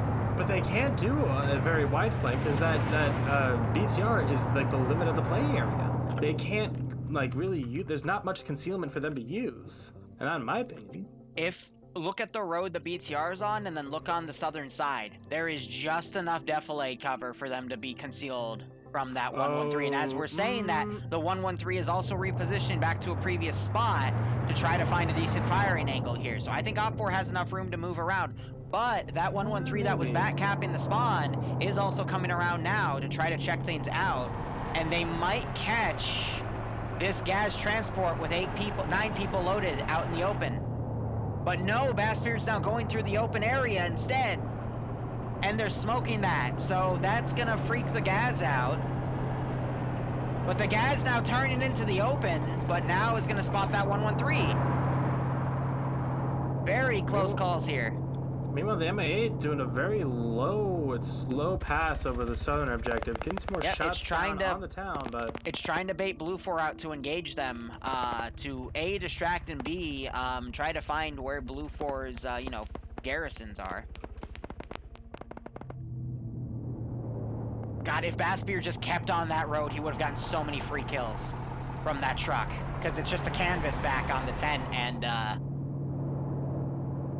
those guys don't have any protection, and 240 Bravo, 7.62 NATO ammo would have torn that apart. But now we're starting to see one car go through. We got a BTR filled with dudes as well, and the other BTR is overwatching. That's some great vehicle tactics there to cover their groups coming in. Lucas and Flying Finn driving around. It looked like they were following the 113 for a minute, but now Basebeard is just making crop circles with his smoke generator. As now we have Wiki coming up to meet him, wondering what the fuck is up with all the smoke, as he shoots up in the air up at the MI8. But no, is he shooting at the MI8? That's super low. Anyway, yeah, but you are right. Looks like we're having that first car going on that back end. Op4 is going for a standard pincer attack here, but I think Op4... Oh, they just lost Wiki's 113 to Pepit's AT. That was a single shot. Beautiful hit right there, but now Op4 is going... Oh, shit, another rocket coming out. That's two. There was two rockets that came out for Bassbeard. Both of them missed, yeah. And he's getting the hell out of there. Did Bassbeard? I only saw one go out. The other one went on Wiki's Vic, and Wiki is dead. I saw two like rocket impacts. I don't know. Maybe I was going crazy. It's kind of dark. But look at all of those rounds. Look in night vision. Not night vision. Thermals. Like you just saw streaks of white all over the top. I am very surprised. Actually.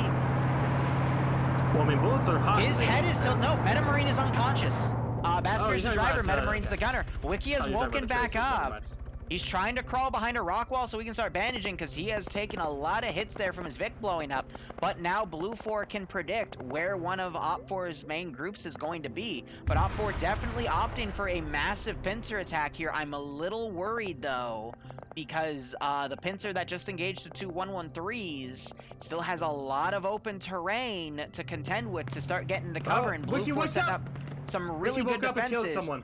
Wiki, yep, he crawled up to those rocks, crawled under a bush, and is now throwing grenades over. Definitely got a kill on someone. We see his body right there. He's popping more grenades, thinking there's more dudes. I hope Wiki bandages up, though, because he did take quite a bit of punishment there. And now you're seeing the, looks like the gunner for Bassbeard's Vic woke back up and is firing at the chopper as the chopper is firing back at him.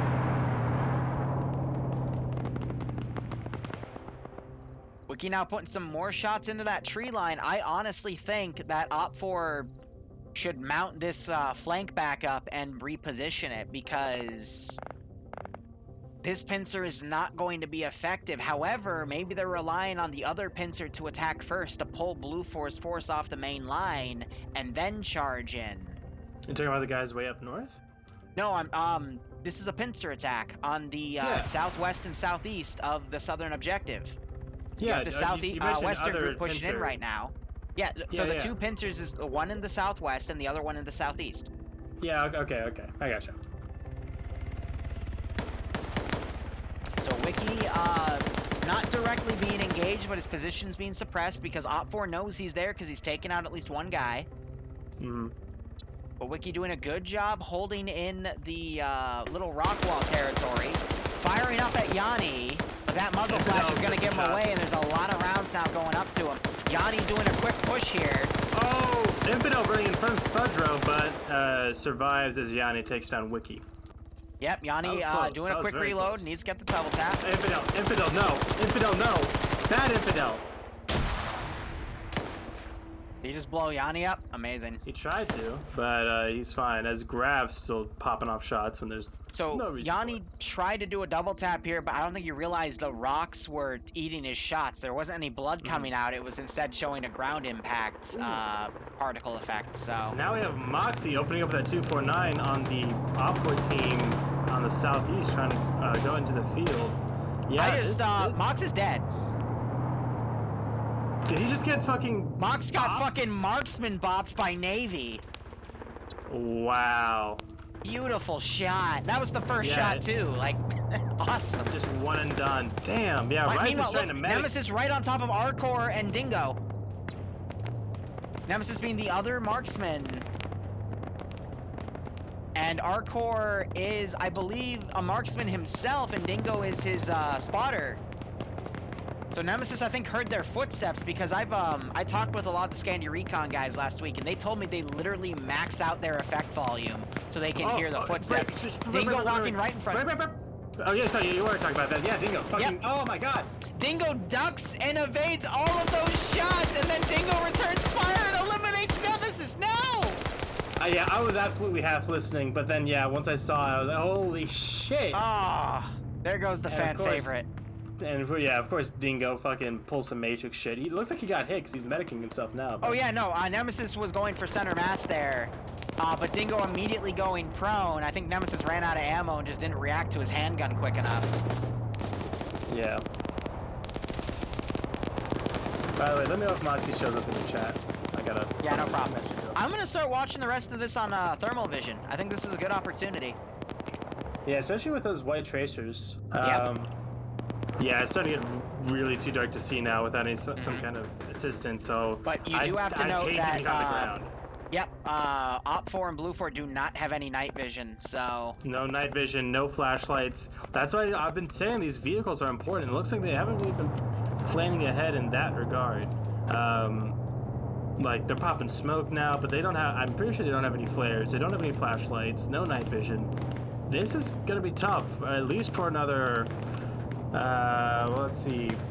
I mean, yeah, another 20-30 minutes until the sun goes down and the full moon's like really gets up in the sky. It's gonna be dark.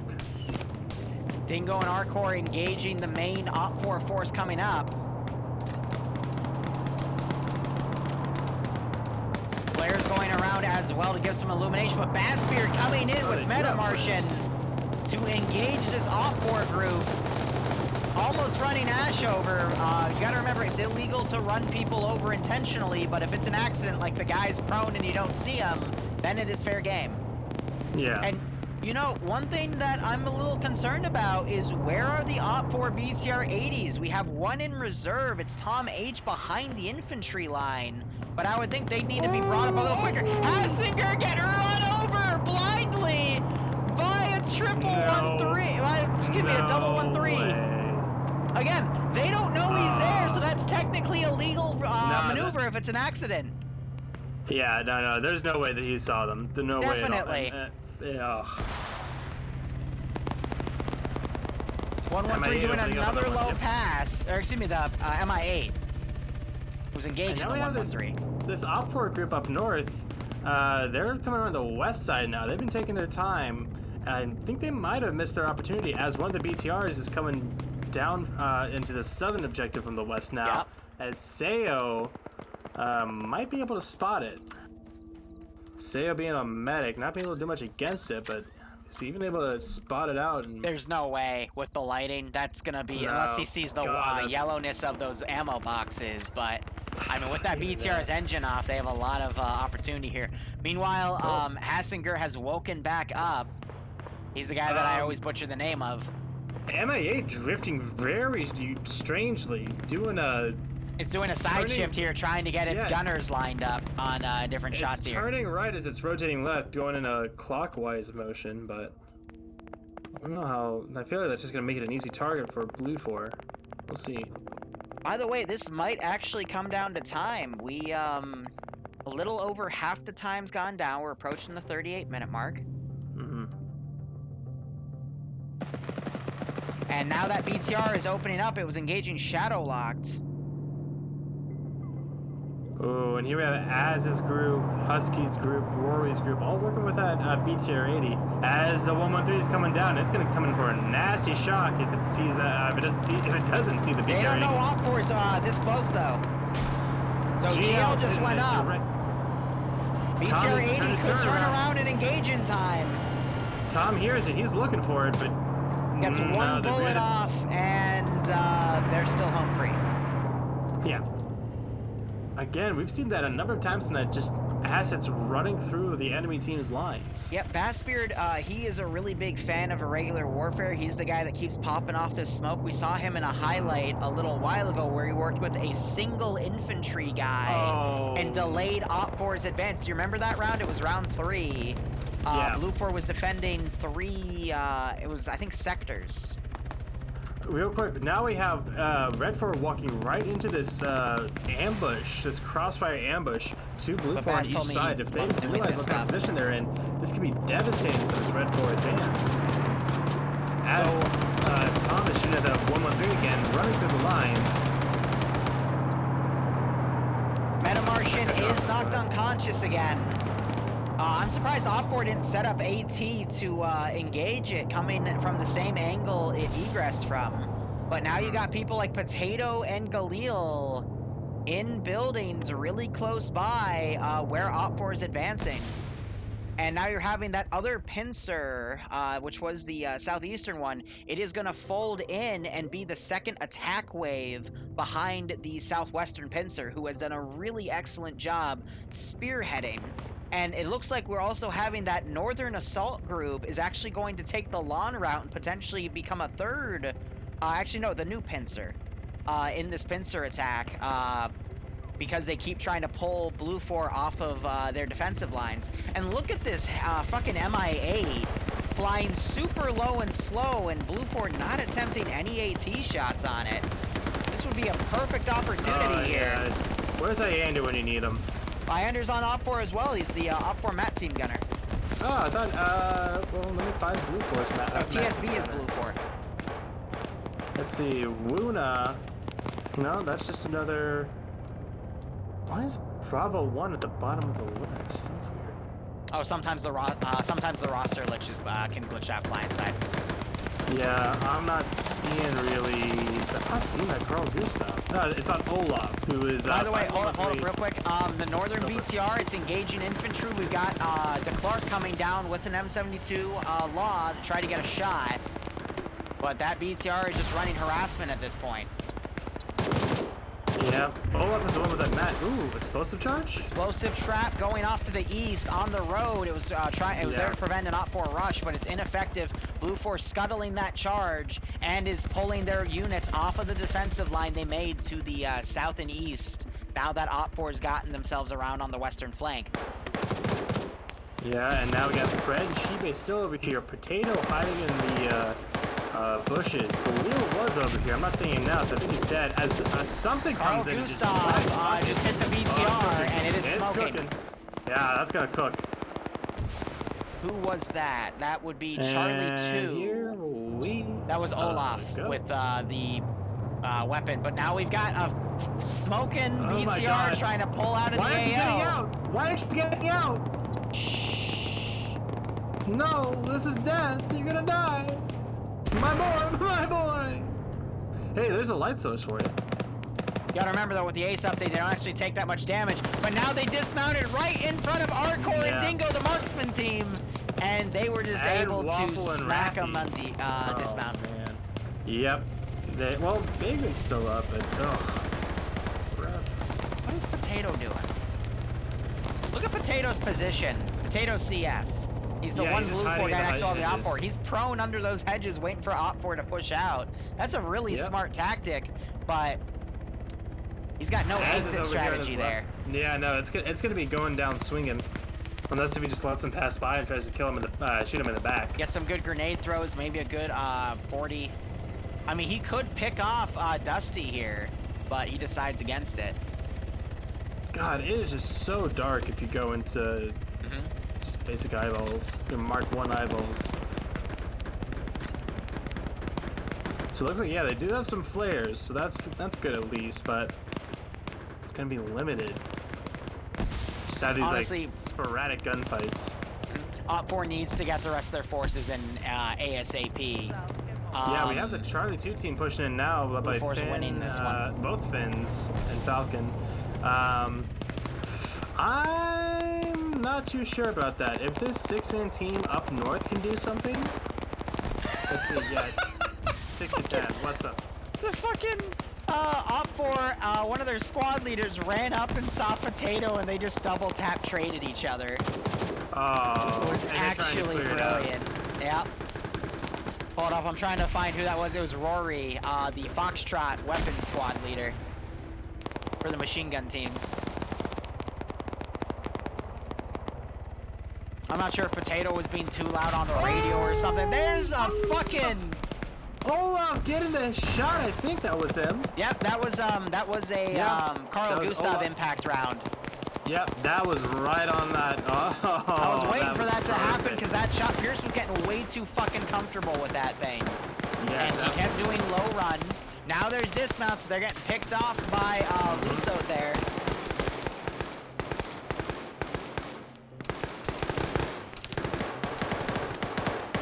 Yeah, I think that might be the nail in the coffin for Red 4. All right, Yash, 1 second. Because without the I don't see the BTRs anywhere now. Actually, I see Tom now. His bucket's still operating. I'm not seeing buckets. Sorry, he's my audio. No, guy. buckets is the one that had his BTR. Tell me how that is, Yash. That's right. So it's just Tom left in the BTR to give some.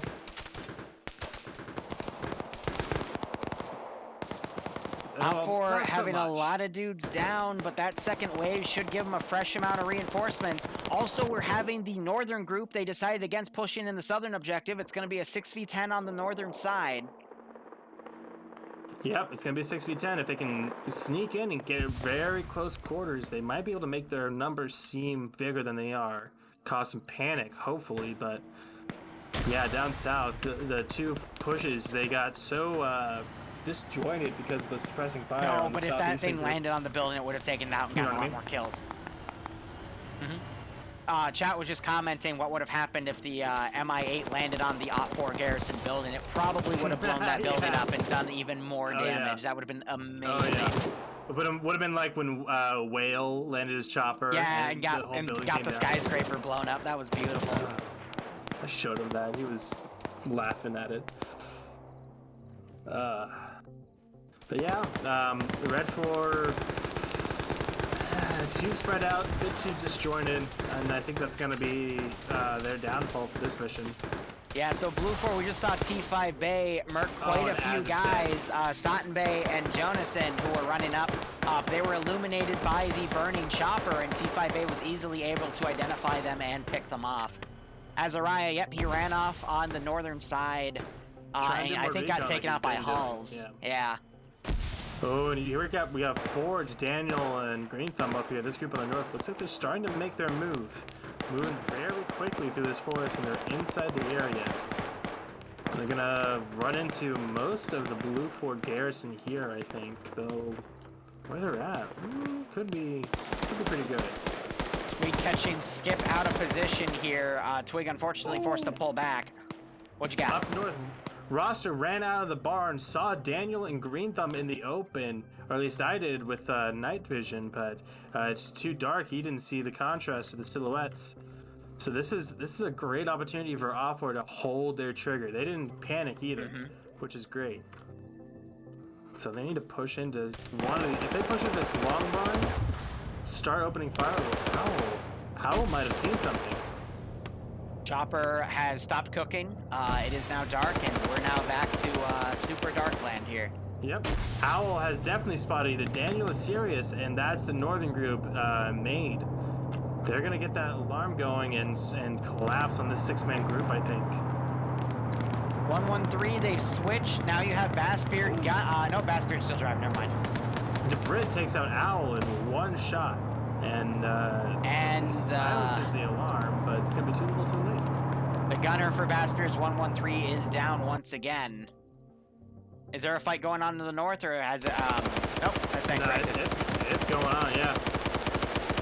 Tom and Roster lighting up Sirius. He finally Sirius goes gets down. knocked down. Roster also down. Tom utilizing that little firing hole on the third story of this barn. Great area to utilize for this angle.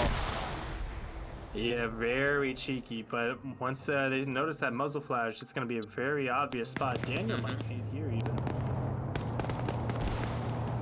Quake King, by the way, was able to sweep out the 3 OpFor stragglers on the south. He's up 3 kills, and OpFor is now a little more consolidated here, but honestly, Blue 4 has the slight advantage here. I haven't seen OpFor really utilizing their BTR-80s effectively. The first one was kind of on its own and wasn't able to get too much in. And we have Bassbeard just driving up and down the road to run audio distraction. Pretty funny. Up north, Forge and Daniel have made their way to 2 different buildings, trying to get some kind of foothold. As DeBrit takes out Mike, and that's another Blue 4 player down to 5v8.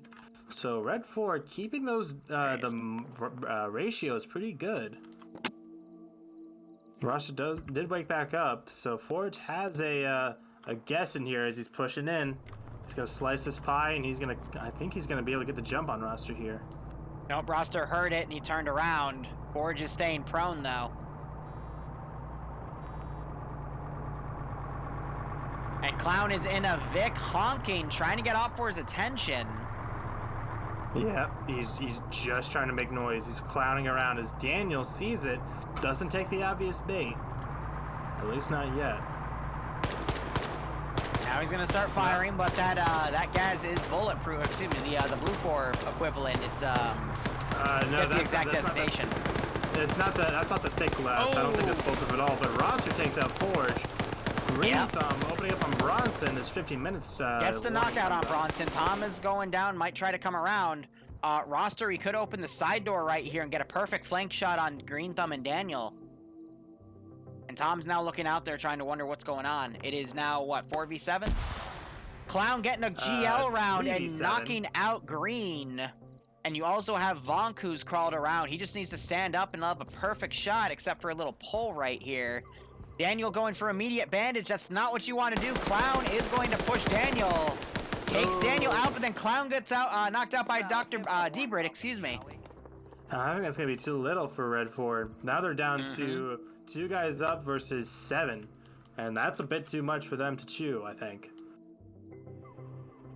I'll look down south real quick, and I think Blue 4's actually been pushing them back. T5 Bay and Seo pushed up around the Red 4 team. They got taken out, but... Olaf by the, he's the Carl Gustav guy. Yep. I'm not sure who got that BTR, but that was the one Op4 was kind of keeping more in reserve. Op4, they got Scandi Recon at mostly full strength. I see a name like Logan here. We could still see a counterattack by Op4 get some good results, but even if they get this southern cache, they need to think ahead on how they're going to get the northern cache. Yeah, 13 minutes already remaining. Green getting knocked out. Up, so we're up to a 3v. Let me do my math again. A 3v7 up here. That's a little more doable, but it's still very, very tough challenge for Red 4, I think. Let's see what they're able to do. Yeah, so Green woke back up and Clown woke back up, and they're medicing themselves. But Op4 has lost like 50% of its manpower up there, whereas Blue 4's only lost about 30% if you want to talk statistics. So I don't think Op4 is going to win that fight. No, statistically, no, they should lose, but we'll see how well they're able to play it. I think the better, more established players have been taken out. So this is a chance for people like Brugger and Green Thumb to out. Show off. Oh, no, he's back. Make a name for themselves, at least a little bit, you know. Ooh. Yanni just got taken out by Slav, and Slav is going for the double tap. Now Flying Finn's firing back at Slav. Yeah. So a bit of red on red there. And that's not what they're going to want. So they picked up Finn. They're going to try to get him inside to bandage him. Ash might have eyes on either Twig King or Dingo. Not sure yet. Based on the angle he's looking, I don't think so. Now, potentially, but I think Dingo and Twig also know he's down there, too, because their gun's up looking in that direction. You got STS also back here with the machine gun. The PKP! Huh. I feel like he needs to be closer to be a little more effective with that, but now we have Bad Spirit and Meta Martian coming down. Ash tried to engage Dingo, but Twig and Dingo open up on him at the same time. Look at that perfect grenade throw for his body. I mean, if they didn't take him out, that grenade would have gotten him. Bad Spirit coming back around with the 113. Drawing out some attention from this Red 4 team as they start to, looks like they're scrambling a little bit as we see Husky and Dusty have a great fall and go across the street. So meanwhile to the north, Flux just traded evenly with Burger, but then Clown was able to take out Burger's, Brugger's assistant. Green Thumb pushing out in the open right now, getting engaged by Rek. Rek, I thought had a bigger name there, but I think he shortened it down. He's another vet. But Green, he's about to be caught out of position by Clown and Tom on that open barn. Yeah. And I don't see Op4 getting this back. Green medicing in the open. No, it's now a 1v like 5 dude situation. Tom running in the open. Okay, well, no, use that as cover. He's gonna be running over. Rek might have heard him. But Bronson's got an angle on Green. And takes Green out. That is the northern Green taken out. Very surprised he even saw him, but yeah, that's gonna be that. That's gonna be that strike team taken out. Logan pushed up, took out aim for the balls. He is now also blindly firing at one of the buildings, and Montgomery is firing out his muzzle flash. But we also have Koak firing at Logan's position as well. There's a big miss PID, but Coax firing up there because Logan's taking a 249 and he's using that against Blue 4. So Logan's gonna bandage. Ooh, Olaf was with another guy, and his Olaf's battle buddy just got sniped by Husky in an adjacent building.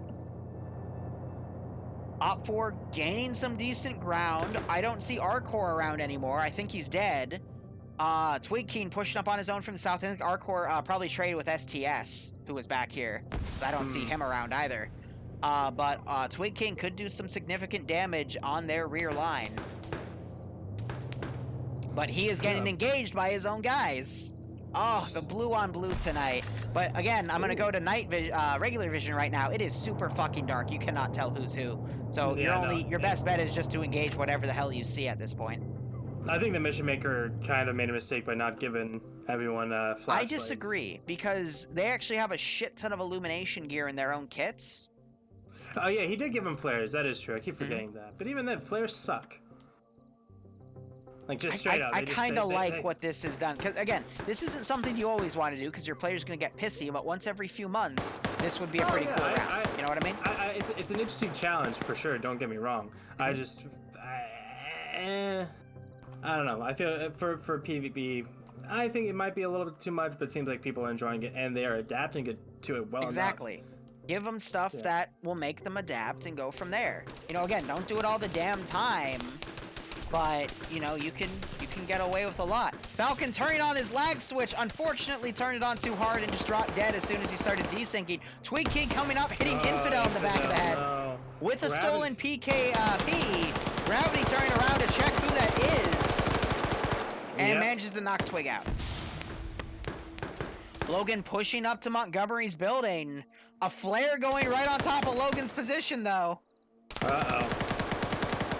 Logan also appears to be crippled. Montgomery just got gunned down. See, this is what I'm talking about. Use the flares at the right time, light up the building, and then you can engage whoever, you know, silhouettes out. You pop a flare down, give your enemy a seizure, and then you push in unopposed. I gotcha.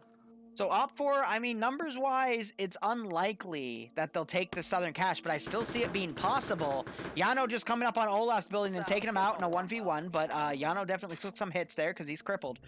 But I do not see Op4 after taking this cache being able to take the Northern Cache. No.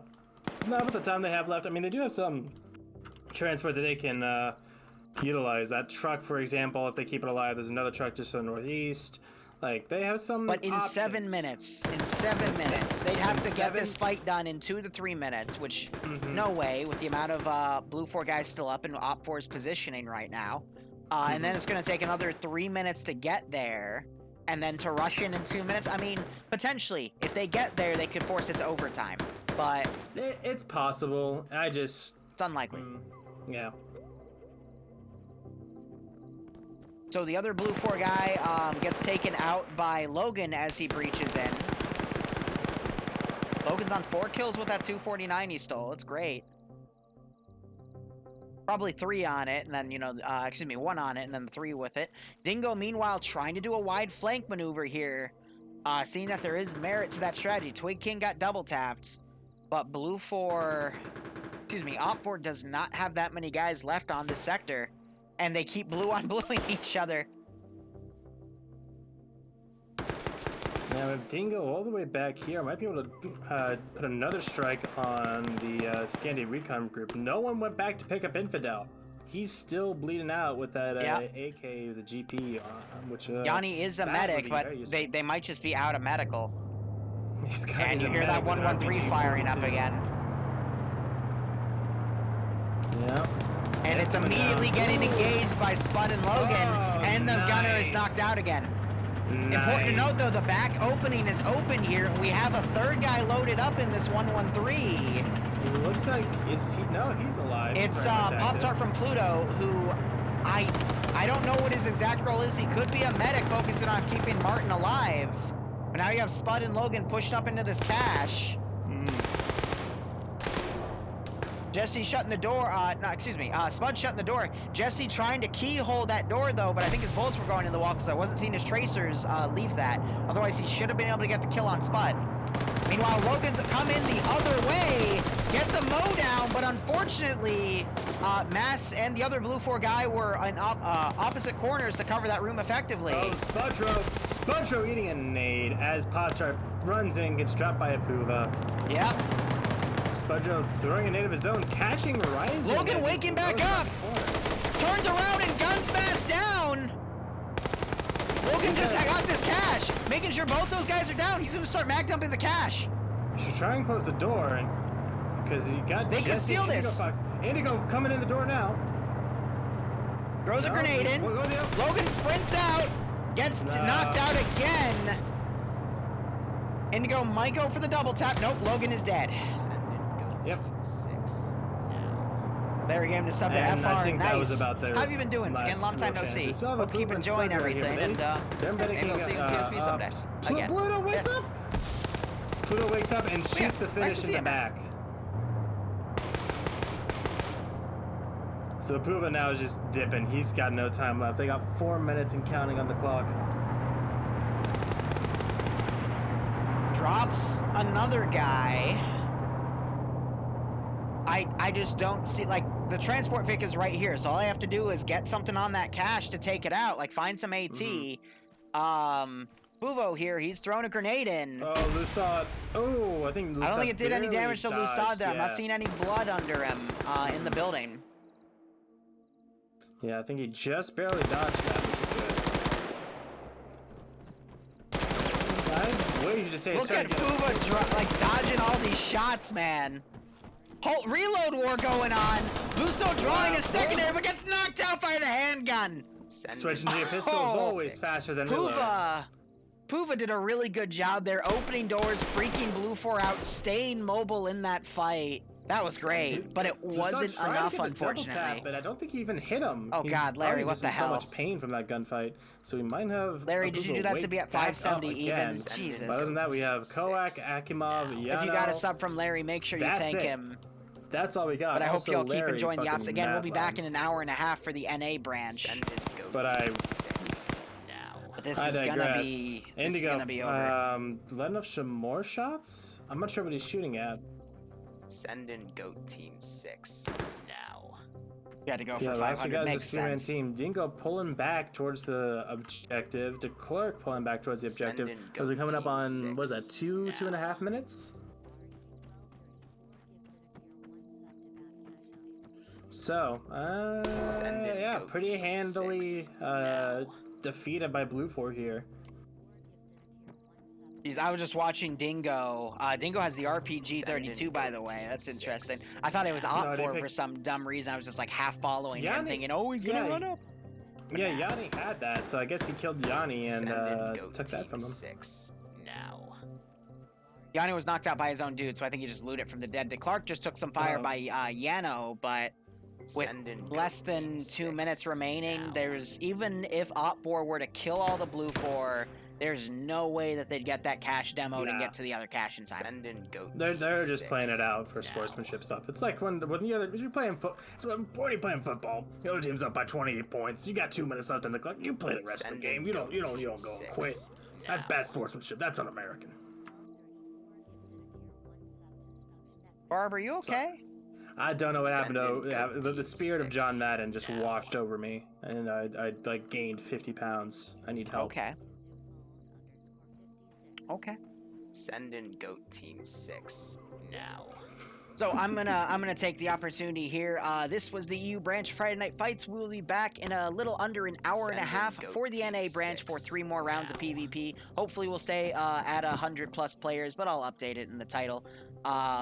When this round ends, we're going to go raid Nemesis, and he's going to be doing a giveaway, so you can quickly get entered in on that, and I know Barb will be raiding it too. But anyway, I'm Liru, the guy I'm with is Barb. Shout out to Larry for all the gift subs, Modadick for all the gift subs, Larry for the Hundo Spot, everyone else that contributed to the channel, and otherwise, yeah, thank you for watching. Team 6 now. Wait, are you killing it now? Oh, you are. Okay. I'm not gonna have the raid initiated yet. We're gonna let the round completely play out to the last 20 seconds. You still have to what? The raid has a timer on it. Yeah, but it's gonna be done before the 10 seconds end, Forehead. Yeah, fair enough. I'll go ahead and So Op4 doing their best yeah, to get in some stand. last licks here. Now. But it's just an even square off. Actually, I think they killed Dingo. Larry, by the way, Larry, if you want to go ahead and start on my stream, go ahead. 6. They're doing their best. We're technically in overtime, but the round is officially over. Yeah, it's over. They're not winning this. Even if here's the thing. Even if they get this objective, even if they get it, they're not going to be able to go up to the northern. It's gonna pop and it's gonna end the overtime as well. 6 now. I'll be here for the NA streams. Don't worry. We're just gonna go raid Nem. He's gonna do his giveaway, and then we'll Team 6 go do the thing. So I'm gonna call it here. So we'll be back again in a little under an hour 30, and Larry, initiate the raid. Team 6 Let's get done. now. So you just went off, I think, did you? Yes, you did.